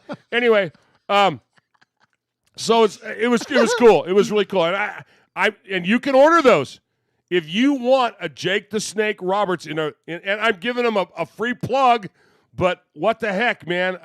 Shout out, no free shout outs. No free they say shout outs with the boys, but he's got his name in a Raider shield. That's cool. I'm saying he's a fan. That's cool. And it's Jake's face with it's where the pirate is in the Raider logo. It's Jake's face, so he's got the mustache, and then instead of crossed swords, it's snakes behind him. Yeah. It's freaking cool, man. It's really cool. It's really cool. So I appreciate that, Uncle Moshi, bringing that one up. All right, so I've got one sent in to us from a listener this week. This comes to us, becoming a frequent contributor here on Raiders Fan Radio, is Chris on Twitter. He is at Bourbon Raider, and Chris sent us a clip of a movie I've not watched yet, but I jumped onto Netflix to grab the audio portion of it, and this is Terry Crews, who Terry is like, I don't know, he's been on a million different commercials. He's hosting like America's Got Talent or something. Exactly. And he's a former NFL player, right? He played with like the Rams and the two LA teams that should be or that shouldn't be in LA and where the Raiders maybe should be. But anyways, that said, so this is Terry Crews, and just to give you a quick little setup of it, again, I haven't seen the movie, but he's like working on a car, and there's another guy like sitting in it, like that's like working the ignition and stuff, whatever. And so they start having a conversation about the freaking Raiders. And so this is really cool. So shout out Bourbon Raider. Appreciate you sending this our way on Twitter. You're a Raiders fan, huh? Since the days of Marcus Allen. Used to sneak into games with my cousin when I was Berta's age. My dad was a big Raiders fan too. Couldn't believe they brought two teams to LA and neither was a team that LA with. Right? That they built a stadium in Inglewood was insult to injury. Won't let us have nothing. For real. I love that, man. They don't let us have nothing. You know what I mean? It's great. like Sonny always says, the whole world's against us, man, when it comes to the Raiders. So appreciate that, Bourbon Raider. That was a good one there, and I look forward to checking out the John Henry movie. All right, one more for Raiders and pop culture, and then we're going to get into the Sea of Fans mailbag. And speaking of frequent contributors to Raiders Fan Radio, Frank Caliendo is on this show more than Swag Jeff. We need to get Caliendo on the show. Oh my God! Why did I think of that? We need to get Caliendo on the show. We need to get Jake. We need to do it like Raiders Fan Radio After Dark. We need to get Caliendo and Jake Roberts on the show. Oh my gosh, that would be amazing. Yeah. You know what's funny is that, like, when we first started, just a little inside baseball, when Sonny and I first started booking guests, one of the things we wanted to do was book people that were Raiders fans, like not book like necessarily athletes all the time, but book Raiders fans. Well, Caliendo clearly is a big time Raider fan nowadays, so we need to get him in here. I'm going to work on that. We're going to effort, as the kids say. So here's Frank Caliendo on Mother's Day. Much respect, Willie Brown, for his constant shout-outs, and Charles Woodson as well, for the Raiders respecting the moms on Mother's Day. And Caliendo does a little a Twitter video of him and his daughter as two Grudens on Mother's Day. Oh, no way. Yeah, this is great. Tell you what, man. Happy Mother's Day, Mom. Yeah. What are you getting your mom for Mother's Day? You getting her flowers, man? Flowers are too basic, man. Yeah, man. Plus delivery. You don't want to... Can't say that. Why not? Gonna hurt the flower industry. Oh, the flower delivering industry. We got to keep them going, man. That's right. All right. Keep doing what you're doing, man. So for Mother's Day, you got to get... That was pretty good, man. Keep doing what you're doing, flower industry. We love you over here in Gruden land. All right, so what do you get your mom for Mother's Day? Maybe give her a hug, or is that against social distancing as well? Air high five, man. Air high five. There you have it. Air high five for Mother's Day. I tell you what. All right, man. Too close. And that was his daughter? It's his daughter. She's great. Yeah, she's probably like, I don't know, 14, maybe, something like that. Like, I'm guessing. I don't know. But, like, yeah, she's funny. Yeah, very good. Very good. Oh, that's awesome. Yeah, good stuff there. That is so cool. All right, Uncle Mosh, let's go ahead and jump into Sea Fans mailbag. Is it that time? It's that time, man. There he is, fading, looking. He's under the gun. He's tied, he's thrown. It is.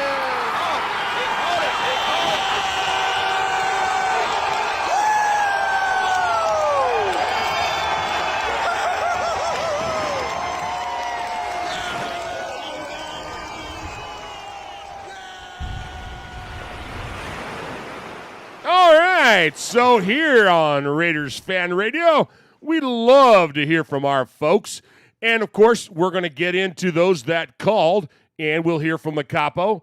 But before we do that, we've got some emails to read. We got a plethora of emails to read. Let me get jumping in right here. Swaggy's not here tonight to mess him up, so I know he's listening. So, hey, Swaggo, let me show you how it's done. Hey, what's up, Murph? Swag Jeff, Uncle Mosh, and all of my fellow brothers and sisters of the Silver and Black Nation. It's Kajias. How's it going? You know what, Kajias? I'm going to have to get you to call in and tell me how to say your name. Kiljaedas. It's a great name. I wish I wasn't butchering it.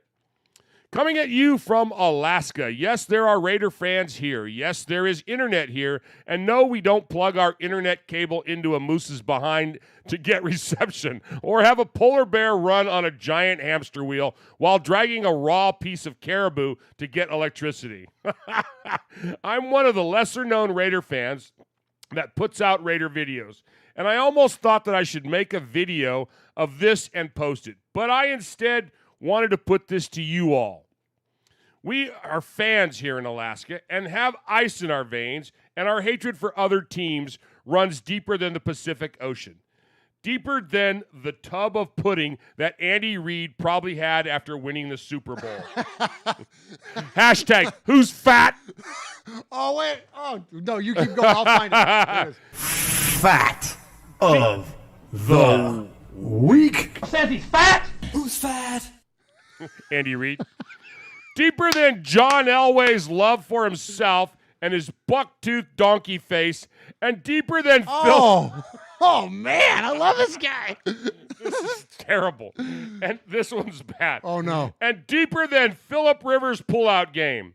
Now, in Alaska. Oh, no. Now, in Alaska, there's somewhat a wide range of different fans. You have some Packers, some Vikings, Niners, Cowboys, Broncos, and, of course, a few Raider fans. But we all hate one team here in Alaska the most. One team whose fans were never, rewind that and hit play, never around until the team got good. I'm talking about those sucky, sufferable, second-class, seasonal that they are Seattle Seahawks. I'm going to say that again just for Jeff. I'm talking about those sucky, sufferable, second-class seasonals that are the Seattle Seahawks. What's up, English major? They Nice. were never around back in the day. Never saw a Seahawk fan growing up in the 90s. Trying to find a Seacluck fan in Alaska was like finding a nucleus of sanity in Antonio Brown's brain. Hashtag FAB. You were just not going to find one. Then all of a sudden, the Seaquacks made it to the Super Bowl and lost to the Squealers. This killed Jadis? Yes. This is awesome. Much like the way Big Ben Worthlessburger got tackled short of the goal line, picked up the ball, and put it in the end zone. So, too, were the emergence of the 12th man movement when it sprouted out in Alaska and claimed that they were always here. It just suddenly overnight happened when Russell Wilson, Marshawn Lynch, and company started making the playoffs constantly. Overnight, my state that had no pro league team except for the late Alaska Aces hockey team, RIP, had adopted this team from Seattle as if they had always been there, that they were always fans of this team, and that they'd been fans of this sector of suckiness since the beginning. Sector of suckiness. Oh, my gosh. He's That's so funny. So funny. But riddle, it goes on. Page 2. Oh, okay, page 2. But riddle me this. Name 2 or more quarterbacks that played on the Sea Chickens before Russell Wilson. Jim Zorn and John Kitna. Name a few RBs before Marshawn Lynch. Oh, gosh. Sean Alexander. Name a Hall of Famer that was a Seattle Seasucker. Was his team always a part of the NFC West? You present these questions to them, and they can't tell you. Steve Largent. Bandwagoners, who lot of them except maybe a handful. The constant waving of the 12th flag is a stain of savagery. The arrogance of the constant domination without knowing your past is like scratching a chalkboard with your nails. I give those who admit that they are new fans a break. After all, they need to be like a real fan and look up their history. They need to know about being a lesser AFC West rival, being under the gun of Matt Hasselbeck and Trent Dilfer, handing the rock to Sean Alexander, and having a defensive stud like the boss, Brian Bosworth, a.k.a. Bose Beep. Yeah. I'm a Raider fan, and even I know these players. The fact is, they need to stop and remember their past and realize that things were not how they are now. Another sick, self-serving song that these seacucks like to sing in the claim of territory, which I find to be sinful. They expect that if you are here in Alaska, you have to be a Sea Chick fan, and they don't hide their disdain for you. The way they look at you, the way their eyes flare with smut at the thought that there is a foreign enemy on their soil. My reply is to say, it's that with a B. Alaska is neutral ground, much like how it is in Wyoming, Mississippi, Montana, Virginia, and other states. And let's not forget other countries. You may lay claim to a certain state if that's where your city is, but you cannot lay claim to other states outside the Raider Nation. The Raider Nation is a worldwide nation, but we do not claim states, we claim the people. It's the people who are the nation, and yet here they are with their sickly sneers, thinking they are entitled to something. H to the E to the... You took out Mosh with that one. Oh, my gosh. I'm dying over here. I'm wanting to laugh. H to the E to the double L to the N to the O. You can't take away what I became the moment I popped out of the womb. And you can't lay claim to what's not yours. So let me ask you all in the chat, Murph, Jeff, Mosh, and all the Raider Nation that live outside the motherlands of California and now Nevada, what have you ever had to pull out with as a Raider fan on the outside? What fan bases have been the most annoying to you? Thank you for your time in reading this email. Catch you later. Bye. Nice job, Kiljadas.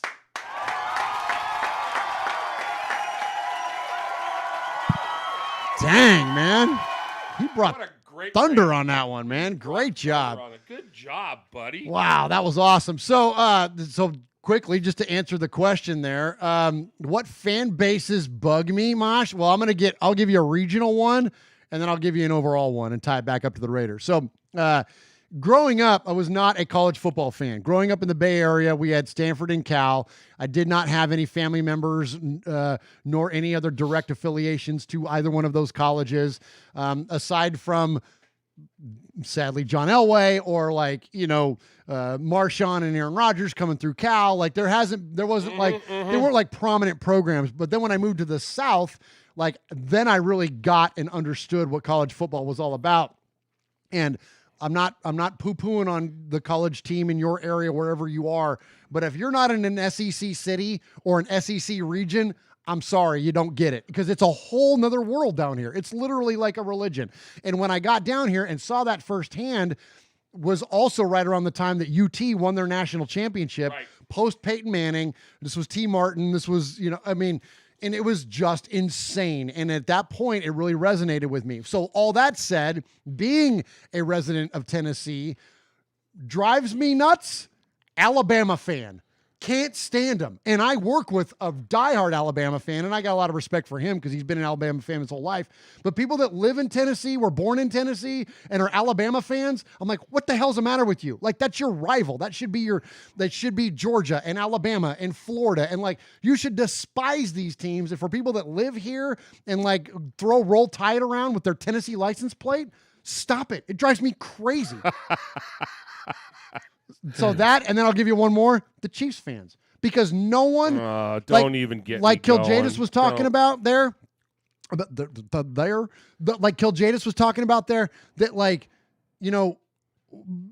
name me a quarterback before Patrick Mahomes or even Alex Smith or whatever. Mosh, when we were at the draft last year here in Nashville, I'm not kidding. You couldn't find a Derek Thomas jersey. Nope. You couldn't find a Tony Gonzalez jersey. You and Q and I tried to find anything other than Kermit the Frog. Everybody owns a Patrick Mahomes. I'm like, so you just became a fan. Don't tell me you've been a fan for a million years wearing your crispy 15. I don't buy it, man. So anyways, Chiefs fans that are now they're especially, they're coming out of the woodwork. I can't stand them. What do you got, Mosh? Yo, what's up, Murph, Swaggy, and the one and only Uncle Mosh. Hope all is well and everyone is safe and in good spirits. I come to you today with a few things on my mind. First, I'll start with the schedule release. Of course, we already knew who we were playing, but now we have an order. With 4 primetime games, you can tell the NFL is looking to show off the stadium. You can also tell that they are looking to make huge financial gains. When the schedule came out, I went over to Ticketmaster to grab tickets for a game in our new stadium, the Death Star. Immediately, I realized I might have to sell an organ or two. I guess the only home game I will be attending is our second new stadium in Inglewood. Nice. I mean, how nice of the NFL to give us 2 homes. Yeah. Yeah. You know what? Hold on. I'm going to cut you off.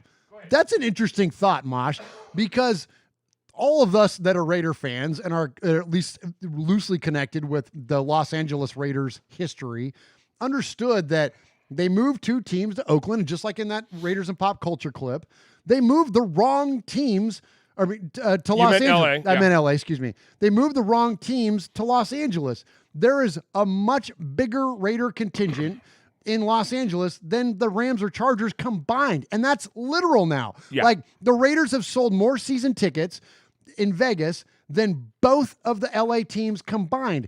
And so it's just fascinating to me that was such a huge oversight for the NFL. Sorry.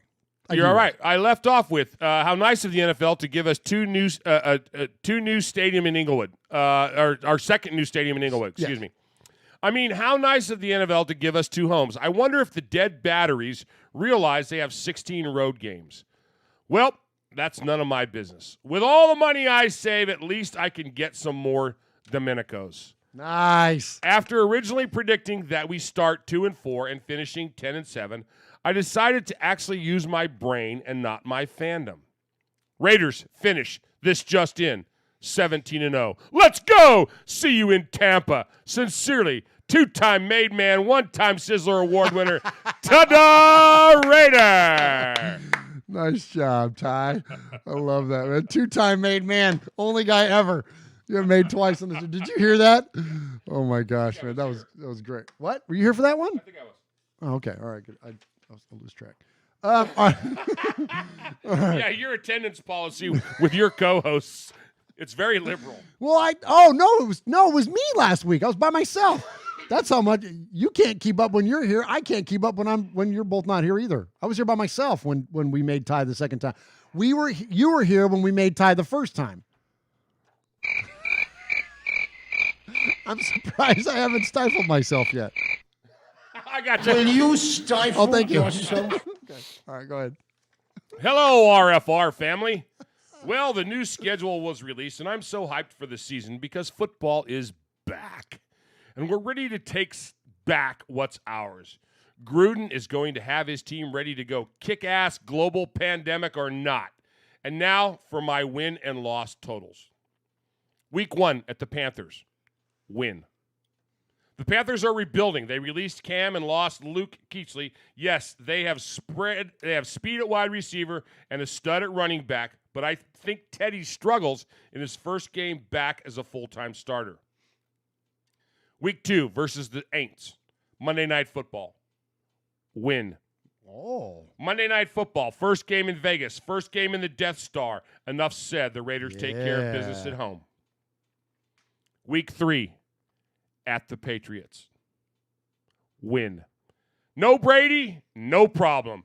The Patriots didn't plan for life after Tom Brady, and the Raiders are going to make them pay for it. Week 4 versus the Bills. Loss. I have us losing to the Bills because they are a super talented team loaded on both sides of the ball. If the Raiders come to play, they can make the game interesting, but I think the Bills are more talented than us. Week 5 at Kansas City. Win. Oh, my gosh. Finally, a time where it's not 5 degrees with a wind chill of -5 degrees. This is the game where DC finally gets the monkey off his back. Hope so. And we show Kansas City we're coming for them. Come on. Week 6, bye. At the halfway point, we are 4-1. I don't know where he does math. Sorry, Marcus. This is DC's team, and he's our QB for the rest of the season. He will be if they're 4-1. Week 7 versus the Buccaneers. Sunday Night Football. Huge. Win. Sunday Night Football. Let's show Tom Brady he ain't beep without the Patriots win on 3-1-2-3 win. Week 8 at the Broncos. Win. Oh, my gosh. Ohio, the Browns suck. We know. The Browns are a dumpster fire. Yes, they are going to be better. Did I say Broncos? Yeah. I meant Browns. Excuse me. Ohio, the Browns suck. We know. The Browns are a dumpster fire. Yes, they are going to be better this year, but I don't see them beating us. End of story. Week 9 at the Chargers. Win. Home game number 8. Let's show the chokers. It doesn't matter where in L.A. they play. It belongs to Raider Nation. Amen. Week 10 versus the Broncos. Win. The Broncos are rebuilding still, even though they may have solved their QB woes and they drafted one of the top wide receivers. They still need a lot more to be able to be scary good. Week 11 versus the Chiefs. Sunday Night Football. Huge. Win. We're going to sweep the Chiefs. This is it. Everything we want is in front of us. Let's clinch the division right here in front of the nation. Win on 3-1-2-3 win. This is the game oh my gosh, where we take the crown from them and suddenly their fan base disappears because they realize the Raiders are back. I think we win the game on a Damon Arnett pick 6 to end the game. Oh, I love it. Week 12 at Atlanta. Loss. Oh, shoot. The one that we go to. I know. The Falcons haven't truly recovered from losing the Super Bowl. You can tell, however, they still have Matt Ryan and Julio Jones. That's why I have us losing. Week 13 at Jets. Win. So wait, David Arnett's going to shut down Tyreek Hill, but not Julio Jones is going to ball on. Okay. All right. I'm with you. All right. Week 13 at Jets. Win. Last year was a fluke. Time to go in and punch the Jets right in the mouth. Okay. Week 14 versus the Colts. Win. They may have signed Rivers and they still have Ty, but we are going to beat them. Week 15 versus Chargers. Thursday Night Football. Win!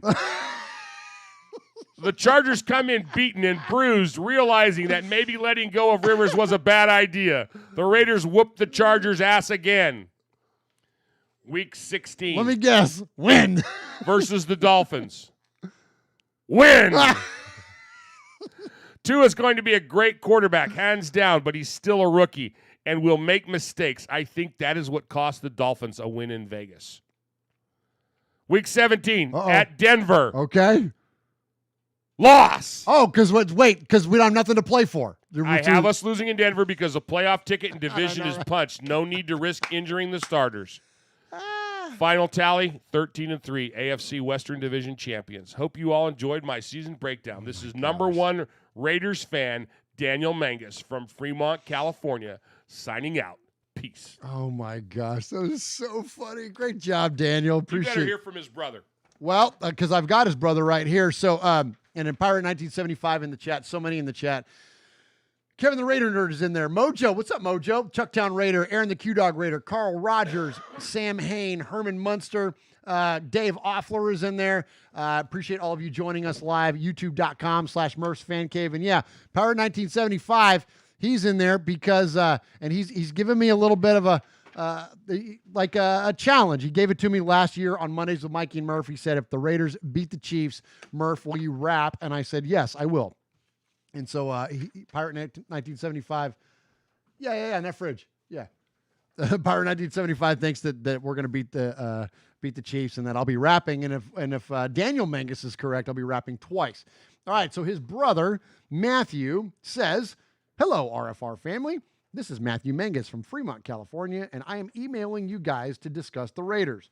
First off, the draft was amazing, and I really believe we improved on both sides of the ball, and I can't wait to see our new look team. Second, I full-heartedly believe that the Raiders will improve on their 7-9 season, and I only see them struggling against the Chiefs in the division. The two other teams in the West are very beatable. I agree with you.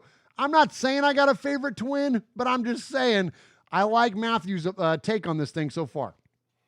Ooh, is that controversial? And there's also been speculation that there's a lot of like perceived controversies, Mosh, like is Stevie Wonder really blind or like whatever. Like watch the video, right? There's all these like fun things. So there was one out there in RFR land that is like, is there really two Mangus twins? Like, is there, or is it the same guy? I don't believe there is. Okay, but I heard them both on Mojo's pod show, so I think so. And so anyway, so Matthew, were they talking at the same time? Yes, they were talking over each other. Yeah, you know how? Because there's a thing called a recorder. Oh, you think so? I'm just saying this. I'm just saying. What about, so like UFOs, like the parallel universe that exists in Antarctica? No.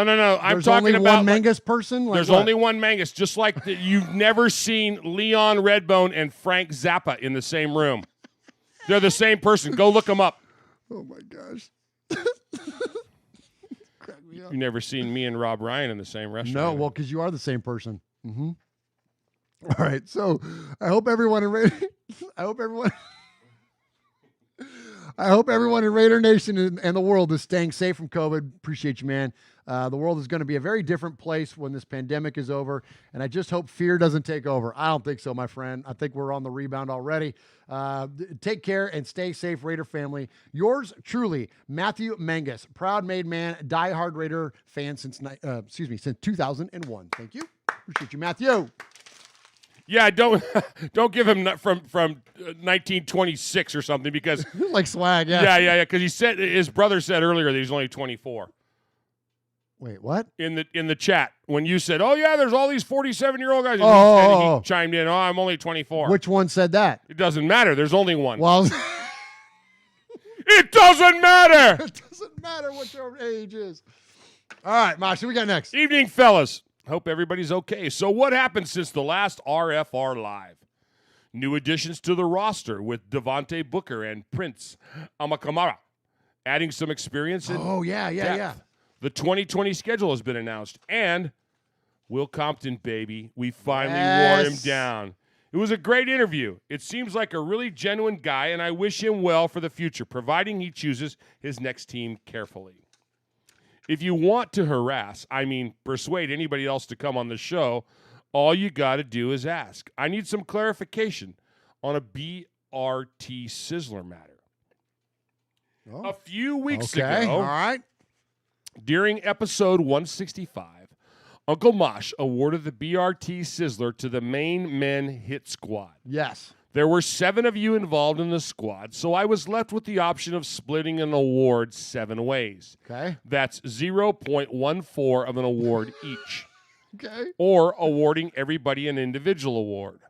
Also, let me just say, we don't do participationship trophies. No. Also, eligibility is a factor, as Capo and Big Raider Trucker are ineligible. Right. And I'm assuming Murph, Swaggo, and Sonny are as well. Correct. Which leaves Raider Ramon and Ron as the winners for the week.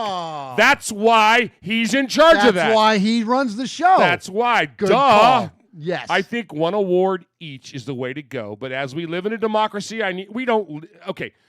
we may live in a democracy, but this is not part of a democracy.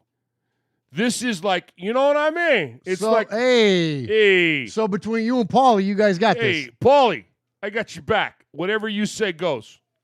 Deal.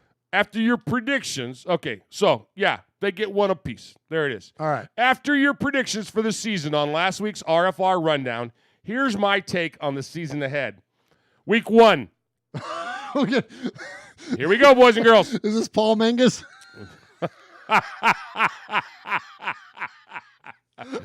Yeah. All right, here we go.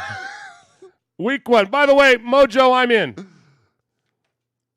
To what? Mojo on the chat says, I want Uncle Mosh to be the master of ceremonies at my Navy retirement. I'm in. Oh, you tell me when and where really? I'm there, my brother.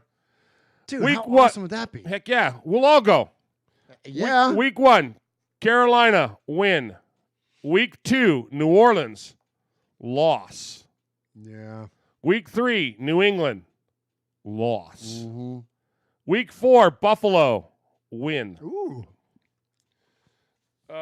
Week 5, Kansas City, loss. Yeah. Week 6, bye. Week 7, Yes. Tampa Bay, win. Nice. Week 8, Cleveland, win. Week 9, LA Chargers, win. Yeah. Week 10, Denver, win. Mm-hmm. Week 11, Kansas City, Oh. win. Oh! At home. Week 12, where we are, Atlanta, win. Yes. Week 13, New York Jets, loss. Yeah, that's going to be a tough one. Week 14, Indianapolis, win. Yeah, we got them. Week 15, LA Chargers, win. Home game. Week 16, Miami, win. Yep. Week 17, lost to the Donks. So, I can dig it. I have us at 11-5. Optimism always hits at this time of year, and I'm prepared to be shot down as the season progresses. Here's why I think it's possible. Firstly, if the division, I have us 4-2. I think we'll split the games against the Queefs and the Donkeys. I'd like to think we'll be resting when we go to the land of the talking horse in Week 17, and the games against LA's third favorite team out of 2 will be comfortable. As for the rest of the opening 5 games are tough, but as long as we stop McCaffrey and Carolina, we'll be good. And I think playing the Bills early will be a benefit to us as we'll catch them cold and before they get their rhythm. They're my dark horse for a good run at the Super Bowl this year. No. That's something to be said. Yeah. We'll win close, one of the Falcons, but the Jets will be tough for us again. There's no way we'll lose against the Colts. Now they'll run for their children. Farmer in Miami may as well not turn up. I read that wrong. Anyway, this is all subject to review, of course, but right now we're at the point of the offseason where I choose to believe we are pretty much invincible. Playoffs, baby.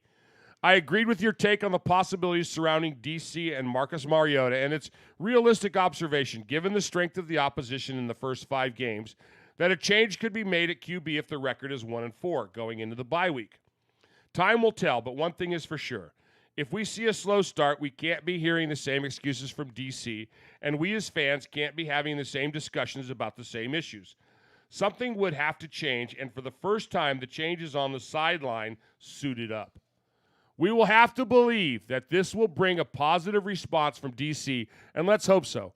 Get angry at the constant speculation, DC. Come on, fella. We all want to see you light up Vegas. Come on. Oh, I love that. Yeah. Love and best wishes to the RFR family. Stay safe, everybody. Love you, Raider Nation. His Lordship, Paul Edgerton, Shropshire, Mississippi. Pauly Award winner 2019. BRT Sizzler scorekeeper. Proud made man. Five-time winner of the Raiders Fan Radio BRT Sizzler Award. Paul. Paul,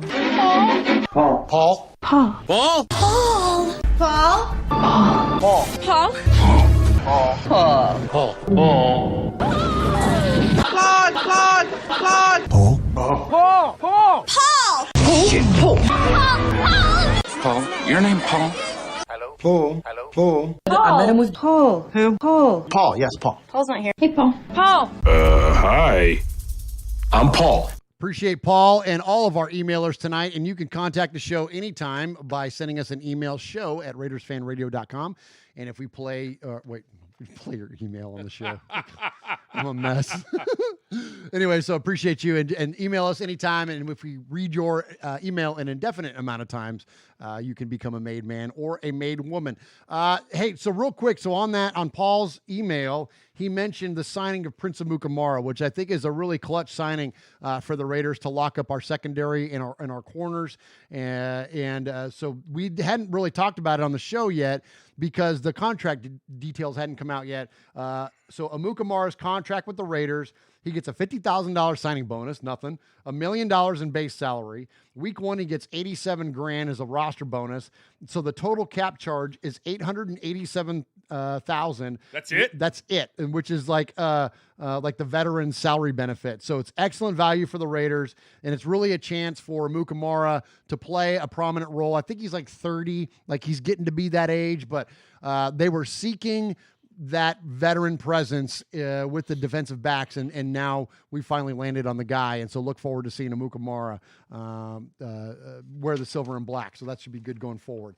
All right, Mosh, also you can email the show or you can call us at 909-345-3346. Oh my gosh. What? We didn't do contact info ever. No, we missed that at the top. You want to play it now? Yeah, why not? Because I didn't do it either when I was getting ready to go to start reading. We were a smidge out of sync on that. Well, we're all over the place tonight. Yeah, we're having fun. Yeah, go ahead, hit your button. I don't have it. You don't have contact info? All right, boys and girls, pay attention. You got your old Uncle Mosh here with an update. That's right. I got some stuff for you. Take out a piece of paper, a pencil, a pen. Heck, use your pocket knife and carve the info into your dashboard as you're driving down the highway. First off, you need to like us on our fan page on Facebook. That's right. Go to Facebook at Raiders Fan Radio Podcast. Don't forget about the Twitter. You know your old Uncle Mosh, he twits now. That's right. Go to at Raiders Fan Radio. Also, don't forget the Instagram at Raiders Fan Radio. Or what about our website? That's right, RaidersFanRadio.com. Heck, if you want to, you can even email us, show@RaidersFanRadio.com, or call us on the Raiders Fan Radio hotline, 909-345-3346. That's 909-345-3346. Don't forget, Merv's Fan Cave on the YouTube, where you can get all the show links like the Fan Club Blitz with Splatterhead and Fitz. Find all our stuff on podcast providers like Stitcher, iTunes, and Google Play. All right, did I hit the time limit? Good. So, hey, yeah, so send us an email, send us a voicemail, and at the end of this segment, Uncle Mosh will award the Sizzler Award, the BRT Sizzler Award, to the best phone call or email of the week. And so the leader of the made men and the made women is the Capo. We call him Capo. He is Aaron the Q-Dog Raider, and he always leads off our voicemail segment. Greetings, Don Murph, Consigliere Mosh, Underboss Sonny, Sergeant at Arms, the Sizzler, Big Raider Trucker, Mojo from the Pod Show, Ramon the Meme King, Swag Jeff, Nation, it's Aaron, the Q-Dog Raider coming from the great state of Texas. First respect to former First Lady of Kentucky, Miss America, and sports broadcasting legend Phyllis George, who passed away at the tender age of 70 in my hometown of Lexington. And speaking of Kentucky, let's go back to talking about Lynn Bowden. Go and take a deeper dive as to how we arrived at drafting him in the third round. Lynn Bowden entering the draft was somewhat of an enigma. Let's think about this for a second. Some even thought of him as a jack-of-all-trades, master of none, or even a gadget player as he's been labeled since we took him on board. But listen, let's go ahead and take that deeper dive like I talked about and hear from John Gruden on his assessment, having met Bowden at the NFL Combine.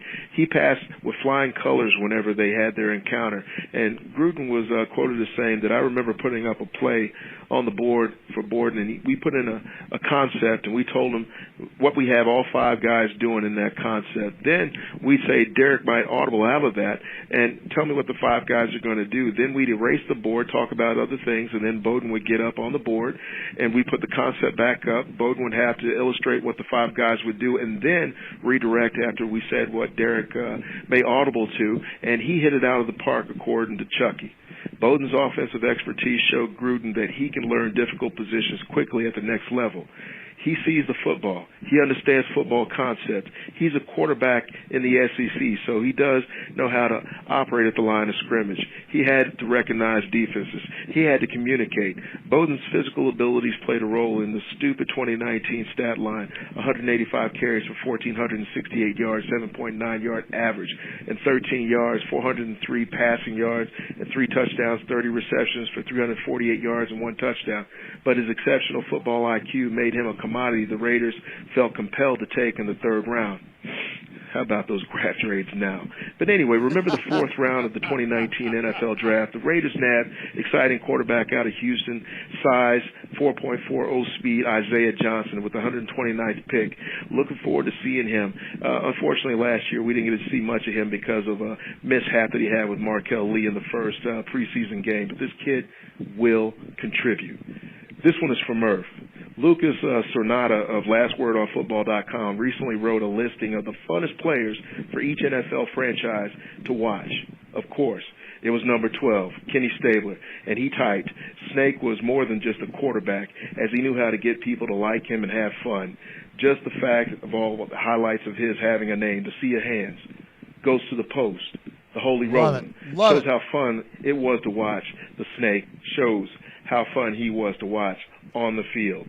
A new era in Raiders football history begins August 27, 2020. That's right. The RFR tailgate goes to Vegas, baby. So we may not make it inside, but we're going to make sure that we set it off in the parking lot. So go ahead and get your reservations in early. Make your treks, but there are no excuses. And speaking of excuses, the hit list. Cornerback Nick Nelson. And, you know, the dormant hashtag Cut the Nelsons is back again. He's gone. Plus, I want to go ahead and put up virtually the entire 2018 draft class, with the exception of Maurice Hurst and possibly Colton Miller. But P.J. Hall, Brandon Parker, Arden Key, and Marcel Aitman, hey, man, they all getting that double tap, baby. This goes out to the made men with respect to B-Dog and a pasture. Where are you, kid?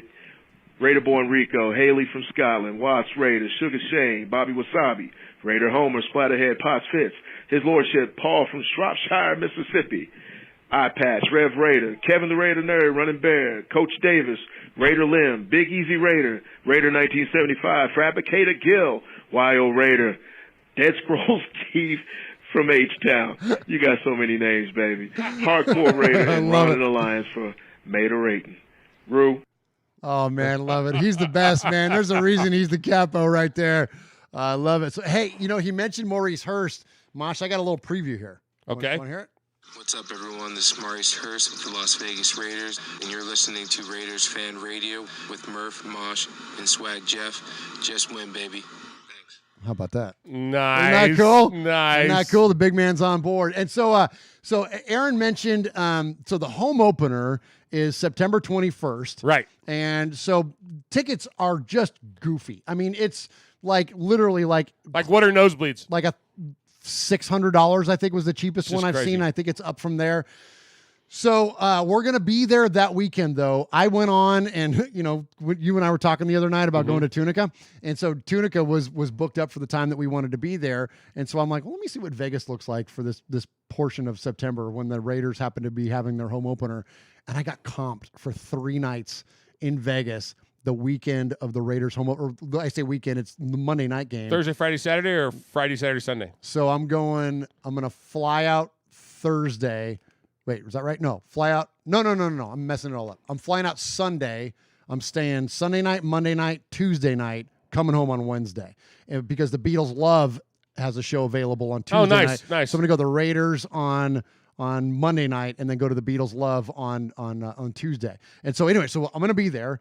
Max is coming with me. Max.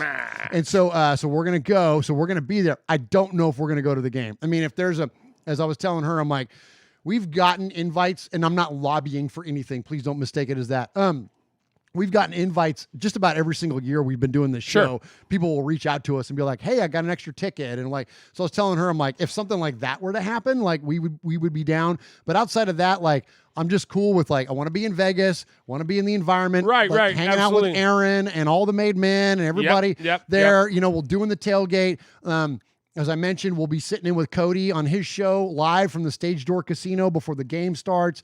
Like, we're going to be in all of that. Whether we go to the game or not, I don't know, but definitely Raider Nation, like, for those of you that are in our listening audience and are going to be in Vegas for that opening weekend, like, let's all stay in touch, man. Let's link up, man. It's going to be a really, really good time out there. And unfortunately, that's your school, like, just you're fully kicking in that first I'm week. 4.5 weeks into it. There's no way I can get out. There's no way. And it's a Monday night game. So I'm like, Mosh is probably out no matter what on that thing. So, but anyways, but for those of you that are going to make it, definitely look us up and look forward to linking up with you down there. And so Mojo, and shout out Mojo, no free shout outs.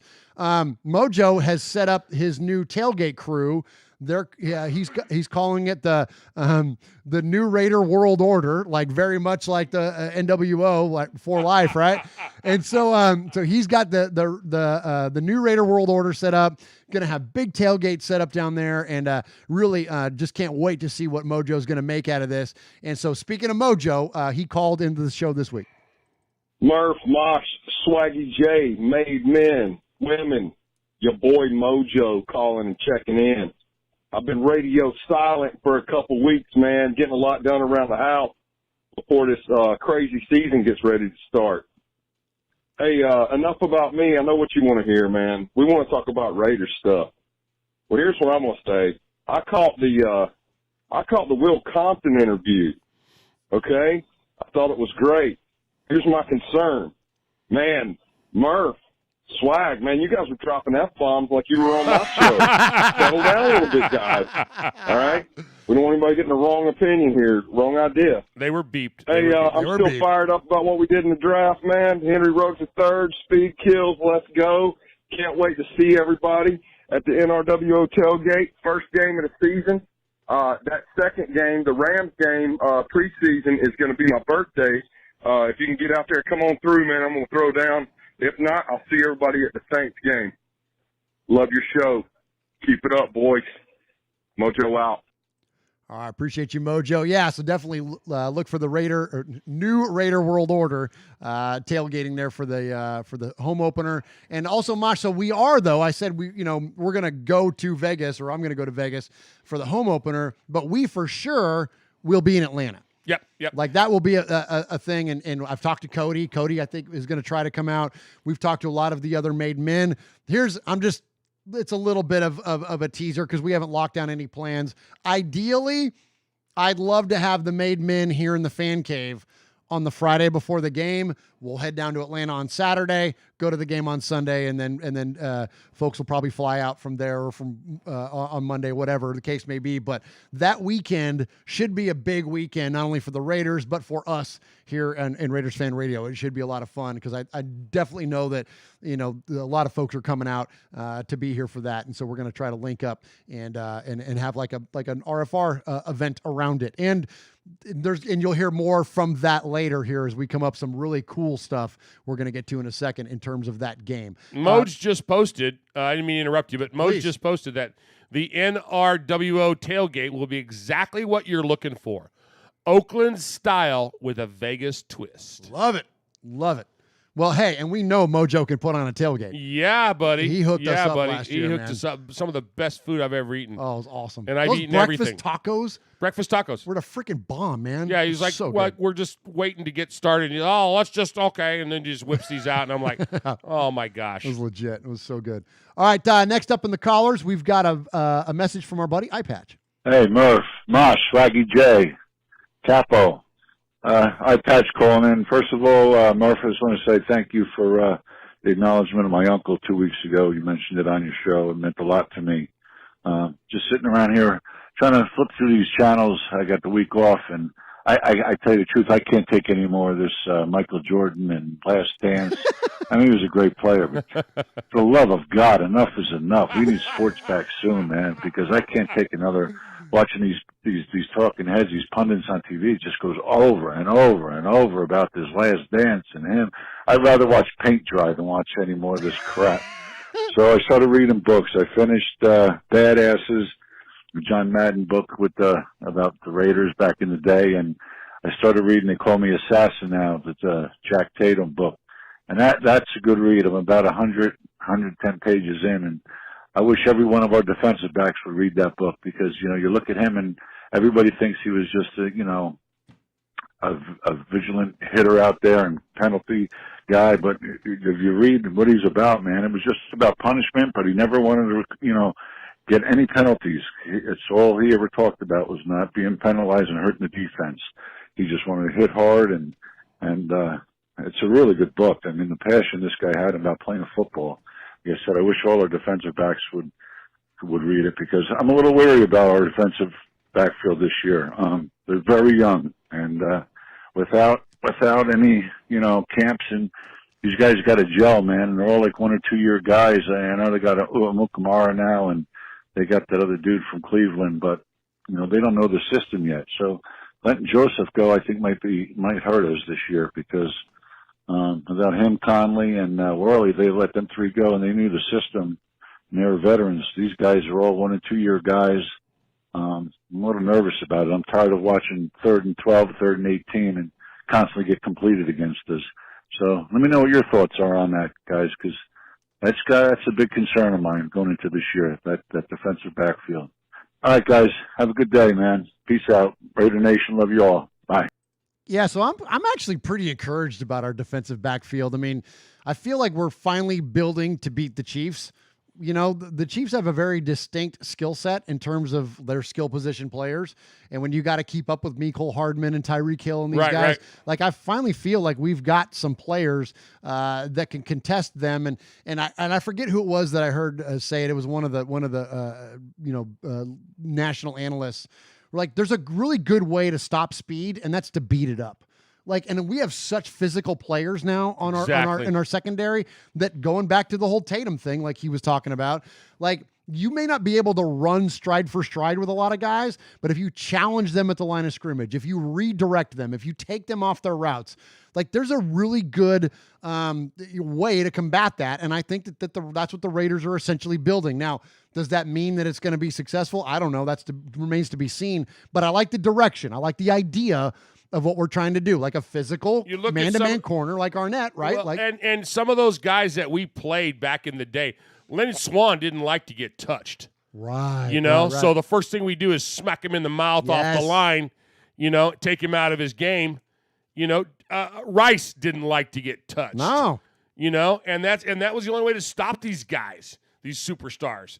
Get in their face, man. Chuck them at the line of scrimmage. Absolutely. Yep.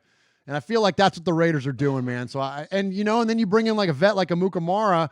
So like, with young players, if they're playing aggressive, if they're playing physical, you run the risk of contact violations and flags and all that. Well, then you got a guy like a Mukamara that can like talk them through that. Like, here's what you can get away with. Here's when you can hold back. Here's what you know what I mean? Like, so I think I love the direction of the team, and I love the direction of the secondary. And then one quick little note on the Jordan documentary. I was all in on this thing early. Then I found out that it was produced by Jordan, it was like directed by Jordan, like all the content's approved by Jordan. And while the idea of like the greatness of Jordan is not lost on me, and I still think he's the greatest basketball player of all time, the whole idea of like this series though, it did kind of wear out a little bit. Like it kind of petered out. Like at first, the first like 2 or 3 episodes, I was like, oh my gosh, this is amazing.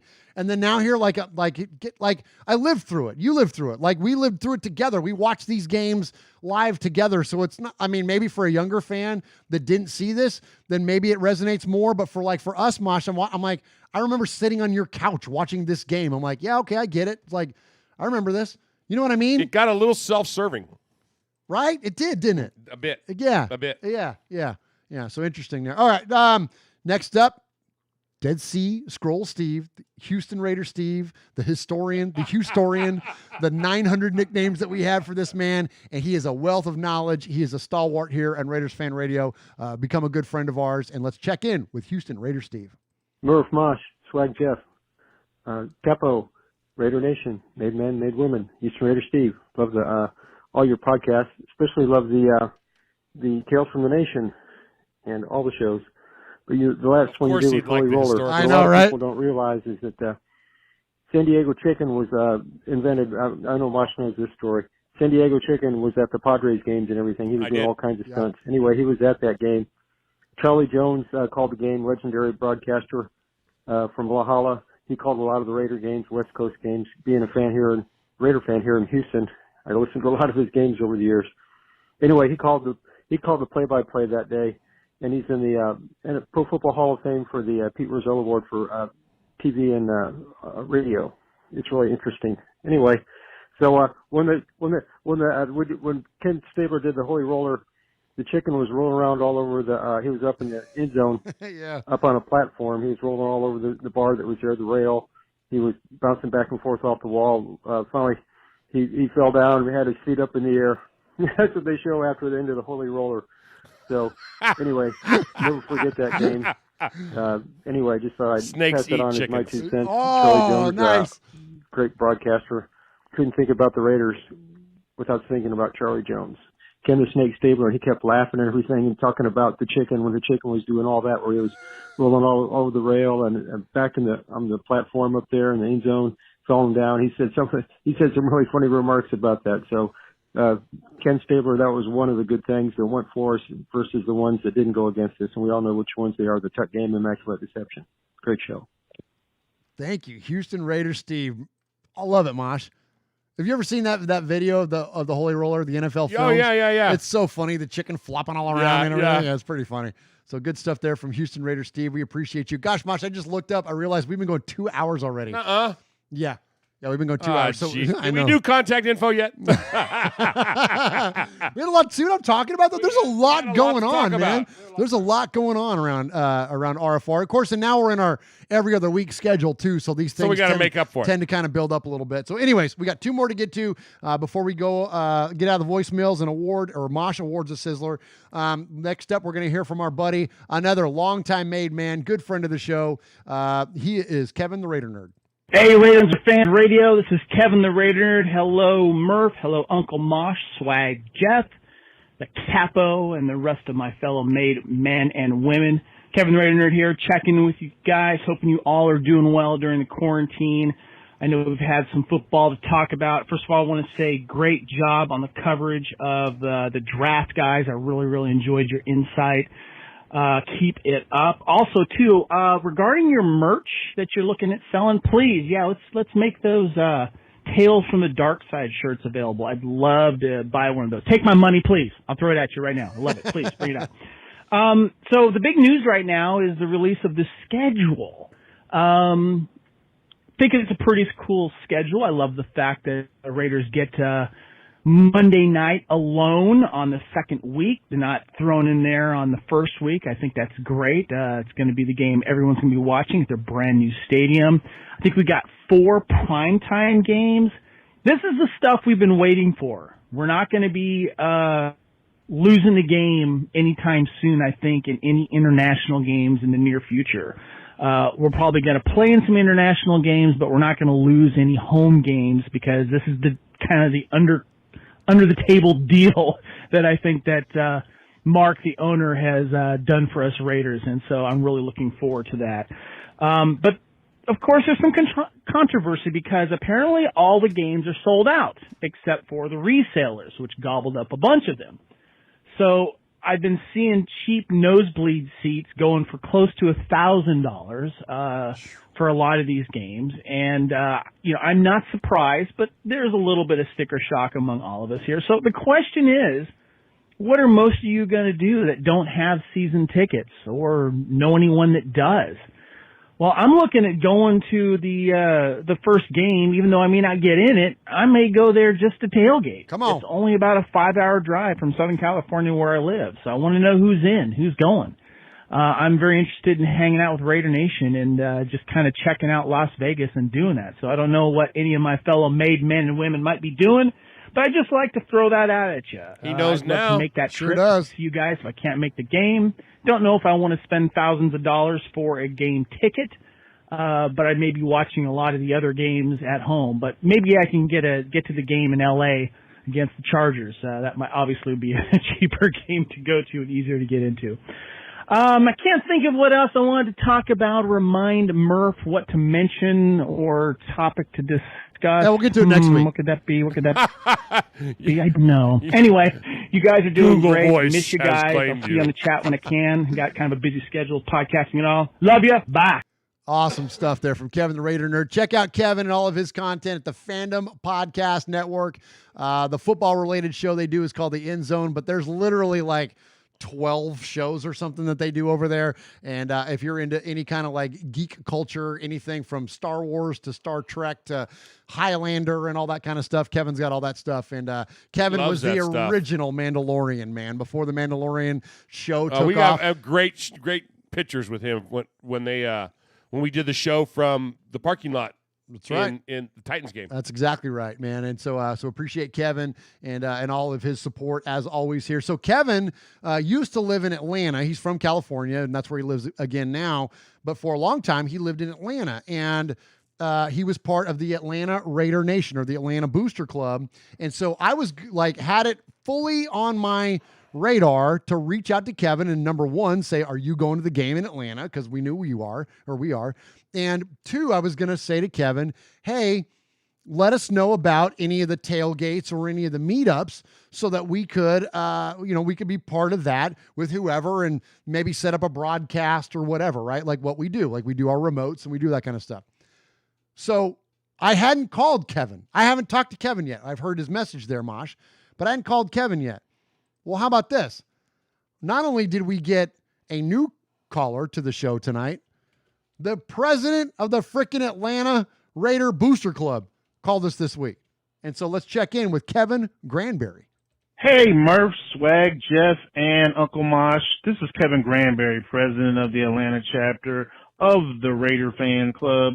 Hey, just was listening to your show and saw you were talking about coming to Atlanta for the big game. What I want to do is cordially invite you and your listeners down to come and enjoy watching the Raiders play in the lovely city of Atlanta, not too far from Tennessee, I might add. So we'll be sending out information, following up about our events. Basically, we want to have a Friday night welcome party, a Saturday night get-together, and our Sunday tailgate party, which was quite an event 8 years ago. So hopefully you guys will attend, and hopefully many of your listeners will attend too, and also our international ambassador, Kevin the Raider Nerd, will be in attendance as well. So hopefully all's going well, and enjoy. Go Raiders. Kevin Granberry, invitation accepted, my friend. Like, I can't wait. We have all, just even in the chat already tonight, So many folks that are in our region of the country have already said that Atlanta is a target for their Raider game this year. And yeah, man, we Raider Nation rolls deep no matter where we are. But definitely the RFR crew will have a big presence. At the Atlanta game. And so thank you very much for extending that invite. And and we accept and look forward to. We'll be in touch as we get closer, and definitely let's set something up. And because we'll want to do like what we did at the draft, because it's tough for us to do like remotes on the road when we got to get on a plane. But when we're packing up our vehicles, we can load in all the podcasting equipment and video equipment and everything. We can do anything from anywhere. Yep. And so that idea that, like what we did for the draft, well, we can do that in Atlanta, Mosh. So I'm really fired up for that. Thank you, Kevin Granberry. Thank you, Kevin the Raider Nerd. When we went to Birmingham, when we met up with Kevin the Raider Nerd in down Birmingham. there. Yeah. We had all our stuff, and it was just as, they provided us a little room there at the stadium, and we were good to go. Absolutely. That's right. Good call out there, Mosh. Appreciate that. And yeah, man, so I'm looking forward to working with the Atlanta Raider Booster Club and getting down there. So I've been to Atlanta twice for Raider games, and both times we got our ass kicked. So hopefully the third time is a charm, and we'll go down there and beat them. I am the Sizzler. Sizzler. Sizzler. Sizzler. Sizzler. Sizzler. Sizzler. All right, so tonight's Sizzler Award. Of course, we heard from we started things off with guys that sit at the table with Capo and Mojo, and then we heard from Eyepatch, and he's just jonesing for some sports, man. And and Eyepatch was saying he's getting tired of the MJ stuff. Yeah. And no disrespect to MJ ever intended, but this thing is when it's the only game on TV. We were sitting here earlier, we were going, all right, NASCAR will be back this Sunday. No fans in the stands, but NASCAR, we're all jonesing a little bit. The Holy Roller was brought up. The Holy Roller, the chicken versus the snake and chickens don't ever win that battle. No. By Steve, and we love that. Kevin, plans for the tailgate. Well, you know what, Kevin? Hook up with Mojo. He's got those plans squared away. And then our last caller, the Atlanta chapter president, asked us to be there. We will get with them, and we will let out that information. It looks like by reading the chat tonight, a lot of people are going to go to that. Yeah, that's going to be cool. A lot of people are going to go to that. But tonight's Sizzler Award comes from the emails. Oh, nice. Love it. Let me just read you one or two of the passages from the email, and you tell me who the winner is. Okay. Andy Reid. Fat. Deeper than the tub of pudding that Andy Reid had after the Super Bowl win, deeper than John Elway's love for himself, his buck-toothed donkey face, and deeper than Phillip Rivers' pullout game. And then in the next paragraph, I'm talking about those sucky, sufferable second-class seasons that are the Seattle Seahawks. I'm talking about those sucky, sufferable second-class seasonals that are the Seattle Seahawks. I love that sentence. So good. I love it. So. Or should I say so sweet? So sweet. and not sucky. And succinct. Swell. Kilyadas. Kilyadas. We don't know how to say your name. I'm going to go with the Yadas. Kilyadas. So sweetie swung a sizzler. Kilyadas, you win the Sizzler Award for this and there was many more things. Yeah. It was an outstanding, well-crafted, well-written, one of those that just is, I'm only half joking. You're an English major and an English teacher. Yeah. You appreciate this kind of stuff. Oh, my gosh. It's fantastic. It's fantastic. So congratulations on your first BRT Sizzler Award. One more time for you, my brother. I am the Sizzler. Sizzler. Sizzler. Sizzler. Sizzler. Sizzler. Sizzler. We are Metallica, and we are here for your Oakland Raiders! You know why we're out here, and we ain't playing around today. From The Walking Dead to errant Jedi Knights, Raiders fans are a rogues gallery.